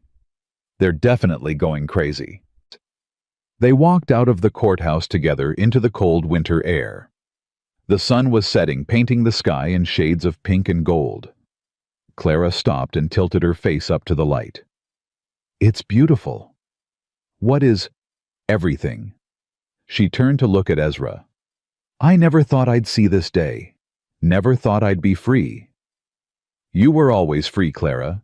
You just didn't know it yet." She took his hand. "Take me home." "Yes, ma'am." They rode back to the ranch as the stars came out one by one, scattered across the darkening sky like promises. And for the first time in as long as she could remember, Clara wasn't afraid of what tomorrow might bring. The children were waiting on the porch when they rode up. Josie saw them first. She'd been sitting on the top step, wrapped in a blanket, despite Mrs. Brennan's protests that she'd catch her death. The moment the wagon appeared, she was on her feet. "They're back! They're back!" Will and Emmy burst through the door, nearly knocking Mrs. Brennan over in their rush.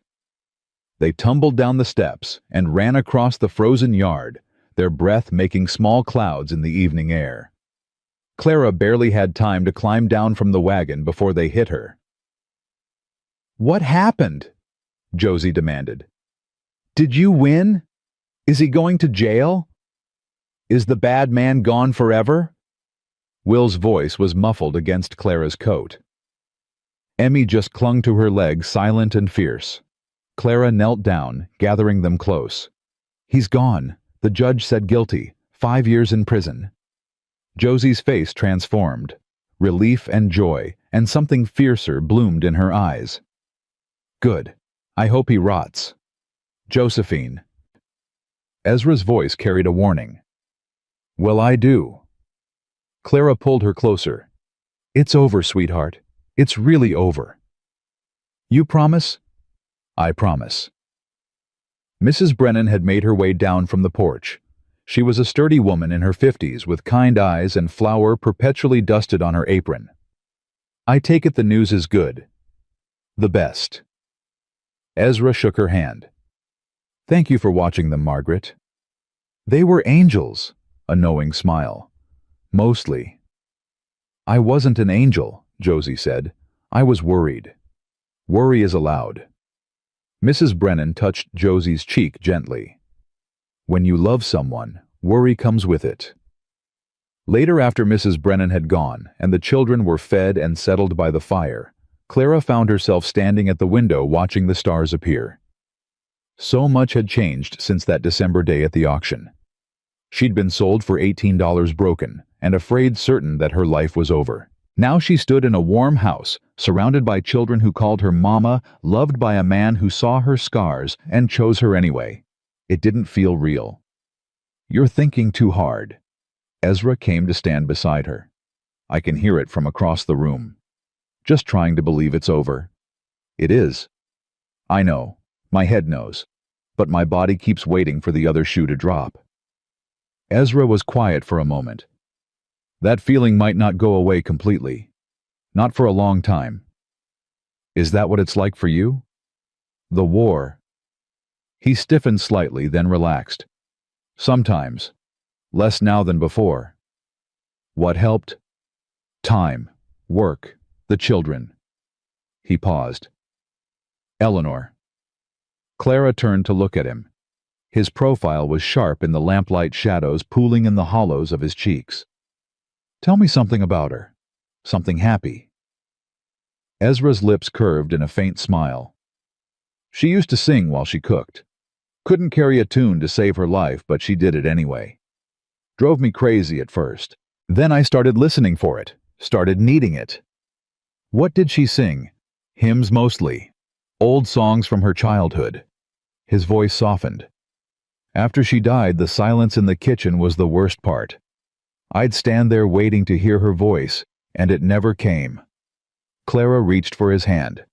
I don't sing. I know. But I hum sometimes, when I'm kneading bread. I've noticed. Their eyes met. Something passed between them, an understanding that went deeper than words. I'm not trying to replace her, Clara said. I could never. I know. Ezra squeezed her hand. That's not what I'm asking. Eleanor was Eleanor. You're you. I loved her with everything I had. His voice cracked slightly. And somehow there's room in my heart to love you too. Clara's eyes burned. I don't understand how you can. After everything I've been through. After everything I am. Everything you are is exactly what I want. Even the broken parts. Especially those. He turned to face her fully. Clara, I've been broken too. The war broke me in ways I'm still figuring out. Eleanor helped put me back together, but when she died, I shattered all over again. You don't seem broken. Neither do you. That's the thing about survivors. We learn to hide it. He lifted her hand to his lips. But I don't want to hide anymore. Not from you. The words settled into Clara's chest, warm and bright. Neither do I. The weeks after the trial were strangely quiet. Winter loosened its grip slowly. The snow began to melt, revealing patches of brown earth. The days grew longer. The chickens started laying again. Clara found herself settling into a rhythm she'd never known before. Morning biscuits and afternoon bread. Stories by the fire and lessons at the kitchen table. Small moments that added up to something precious. The children blossomed. Will talked constantly now, his shyness melting away like the snow. He followed Ezra around the ranch, asking questions about everything, learning to be a man by watching one. Emmy grew bolder, her vocabulary expanding daily. She'd taken to calling Clara Mama exclusively now, and Clara's heart still stumbled every time she heard it. And Josie. Josie was the biggest surprise. The fierce, guarded girl who'd hidden Clara's flower and tested her at every turn had transformed into something else entirely. She still had her sharp edges, still spoke her mind without filter. But there was a softness beneath it now, a trust that hadn't been there before. "Miss Clara." Clara looked up from her mending. Josie stood in the doorway to her bedroom, something clutched in her hands. "What is it, honey? I want to show you something." Josie crossed to the couch and sat down close enough that their shoulders almost touched. "But you have to promise not to laugh." "I promise." Josie unfolded the fabric in her hands. It was embroidery, a small sampler with uneven stitches and crooked letters. "Home is where love lives." Clara's breath caught. "I made it for you." Josie's voice was small. "For us. For the house." "Josie, I know it's not very good. The stitches are crooked, and I messed up the E and—" Clara pulled her into a hug, cutting off the torrent of words. "It's perfect." "You're just saying that." "I'm not. It's the most beautiful thing anyone's ever given me." Josie pulled back, searching Clara's face for signs of dishonesty. Whatever she saw there made her shoulders relax. "Really?" "Really." Clara traced the uneven letters with her finger. "We'll hang it by the fireplace where everyone can see it." Josie's face lit up with a smile so bright it was almost painful. "Ma would have liked you," she said quietly. "I know I said that before, but I mean it now. I really mean it. That's the best compliment you could give me." "It's true, though." Josie leaned against Clara's side. "She always said Pa needed someone to soften his edges. Someone strong enough to stand beside him, but gentle enough to see his heart. She sounds like she knew him well." "She did. Better than anyone." Josie was quiet for a moment. "Do you think she knows that we're okay now, that we're happy?" Clara thought about Eleanor's quilt still on the bed in the loft, about the book she'd left behind, about all the small ways her presence lingered in this house. "I think she knows. I think she's been watching over all of you this whole time." "Over you too." "Maybe. Maybe she sent me here because she knew you needed me." Josie considered this. "I like that idea." "Me too." They sat together as the fire crackled the sampler in Clara's lap. The words, "Home is where love lives," stitched into fabric and into their hearts. Spring arrived in earnest the first week of March. Clara woke to birdsong instead of wind. The sun was warm on her face when she stepped outside. Everywhere she looked, life was pushing through the frozen ground. "Good morning." Ezra stood at the well drawing water. He'd shed his heavy coat, working in just his shirt sleeves despite the lingering chill.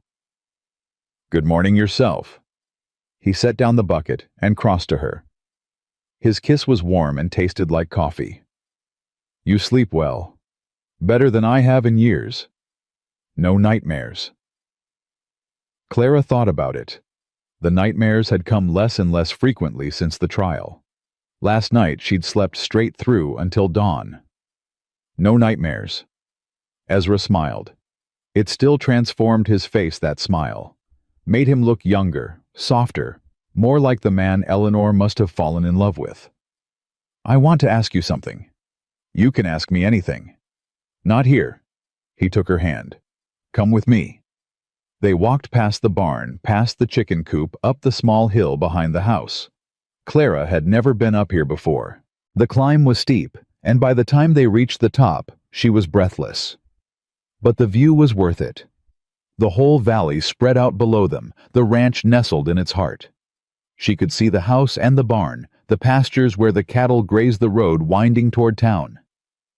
"Eleanor used to come up here," Ezra said quietly. "When things got hard, she'd climb this hill and look at everything we'd built. She said it reminded her that we'd survived worse." Clara squeezed his hand. "I brought her here the day I asked her to marry me." Ezra's voice was rough. "Seemed fitting to bring you here now." Clara's heart stopped. Ezra turned to face her. His eyes were bright. his jaw set with determination and vulnerability. I know it soon. I know you've been through more than anyone should ever have to bear. And I know that piece of paper says you're bound to me for 5 years whether you want to be or not. He reached into his pocket and pulled out a small object. A ring, simple gold, worn smooth with time. This was Eleanor's. She told me once that if anything ever happened to her, she wanted me to find happiness again. She made me promise. Ezra, let me finish. He took a breath. I'm asking you to marry me, Clara. Not because of some contract. Not because the children need a mother. Because I love you. Because I want to wake up beside you every morning for the rest of my life. Because you've healed something in me I thought was broken forever. Clara's vision blurred with tears. I can't give you an easy life. This ranch is hard work, and the winters are brutal, and some days it feels like the world is trying to break us. But I can give you my heart. It's battered and scarred and probably not worth much, but it's yours if you want it. He held out the ring. Clara May Whitmore, will you marry me? The word came out before she could think. Yes. Ezra's face transformed. Joy bloomed there, bright and unguarded. Yes. Yes. Clara was laughing and crying at the same time. Yes, you stubborn, wonderful man. Yes. He slid the ring onto her finger. It fit perfectly, like it had been made for her. Then he kissed her, and the whole world fell away. They told the children that evening. We have some news, Ezra said, his voice gruff with emotion. Josie looked up from her embroidery. Will stopped fidgeting. Even Emmy seemed to sense something important was happening. What kind of news? Will asked. Miss Clara and I are getting married. Silence. Then Josie flew across the room and threw herself at Clara. Finally. Finally. Clara caught her laughing. You knew. Everyone knew. Pa's been mooning over you for months. It was embarrassing. I do not moon. You absolutely do. Josie pulled back, grinning. But it's okay. We approve. Will was jumping up and down. Does this mean Miss Clara is really our ma now? Like officially? Officially and legally, Ezra confirmed. Can I call you ma instead of Miss Clara? Clara's heart clenched. You can call me whatever you want, sweetheart. I want to call you ma. Will's gap-toothed grin was brighter than the sun. Ma, ma, ma, it sounds right. Emmy toddled over and raised her arms. Mama up. Clara lifted her, settling the little girl on her hip. Emmy patted her face with both hands. Mama pretty. Thank you, baby. Mama stay forever. Clara looked at Ezra over Emmy's blonde head, at Josie beaming with joy, at Will practically vibrating with excitement. Forever, she said. I'm staying forever. They were married on the first Sunday of April. The whole town came. Clara hadn't expected that. After the auction, after the trial, she'd assumed most people wanted nothing to do with her. But they came in droves, bringing food and flowers and well-wishes. Mrs. Brennan brought a cake 3 layers tall. Sheriff Dalton brought a new coffee pot as a wedding gift. Even old Miller from the general store showed up hat in hand, mumbling something about second chances. The ceremony was held on the hill behind the house, the same spot where Ezra had proposed. Pastor Hendricks officiated, his white hair gleaming in the spring sunshine. Clara wore Eleanor's blue calico dress, altered to fit perfectly. Josie had woven wildflowers into her hair. Will had polished her boots until they shone. Emmy served as flower girl, scattering petals with more enthusiasm than accuracy. Dearly beloved, Pastor Hendricks began, we are gathered here today to witness the union of Ezra James Calhoun and Clara May Whitmore. Clara looked at Ezra. He looked at her. The rest of the world faded away. Do you, Ezra, take this woman to be your lawfully wedded wife, to have and to hold from this day forward, for better or for worse, for richer or for poorer, in sickness and in health, to love and to cherish, until death do you part? I do. Ezra's voice was steady, certain. And do you, Clara, take this man to be your lawfully wedded husband, to have and to hold from this day forward, for better or for worse, for richer or for poorer, in sickness and in health, to love and to cherish until death do you part. Clara thought about the journey that had brought her here. The auction block, the frozen wagon ride, the children who had tested her and then claimed her, the man who had seen her wounds and loved her anyway. I do. Then by the power vested in me by the territory of Wyoming, I now pronounce you husband and wife. Pastor Hendricks smiled. You may kiss the bride. Ezra cupped her face in his hands and kissed her softly. The crowd cheered. Josie whooped. Will made gagging noises. Emmy clapped her hands and laughed. Clara pulled back and looked at her husband. Her husband. Hello, Mrs. Calhoun. Hello yourself, Mr. Calhoun.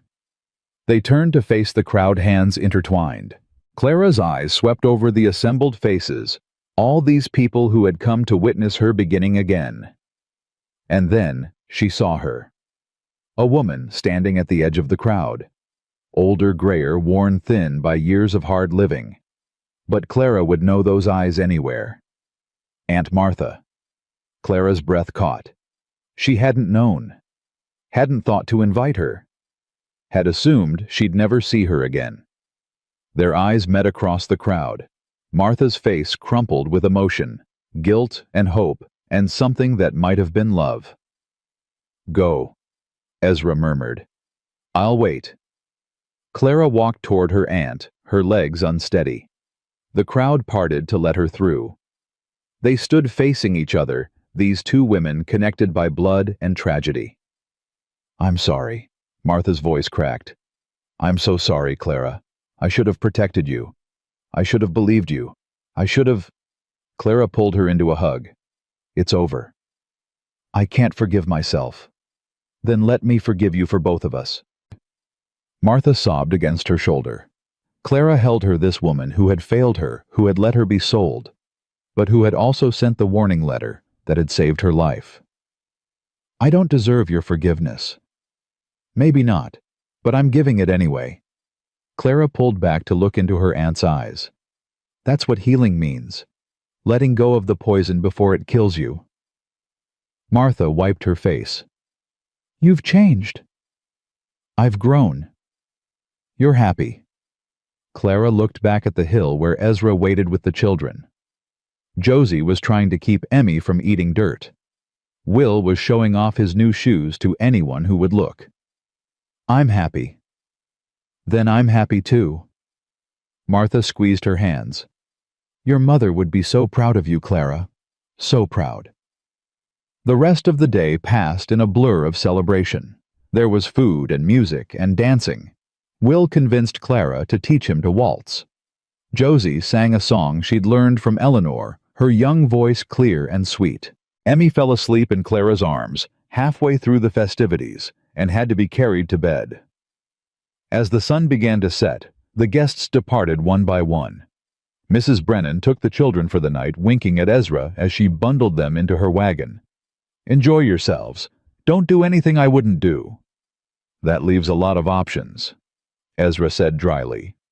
Exactly. Finally, they were alone. Clara stood on the porch watching the last wagon disappear down the road. Ezra came to stand beside her. Someday. The best day. He wrapped his arm around her waist, pulling her close. Any regrets? Not one. Clara leaned into him. You. Only that I didn't find you sooner. You found me exactly when you were supposed to. They stood together as the stars came out one by one. The same stars Clara had watched from her loft window all those months ago when she'd first arrived broken and terrified. So much had changed. She had changed. Clara, Thank you. She turned to look at him. For what? For staying. For choosing us.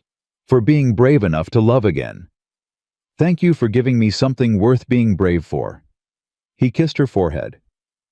Come inside, Mrs. Calhoun. In a minute. She looked out at the ranch, at the home she'd built from the ashes of her old life.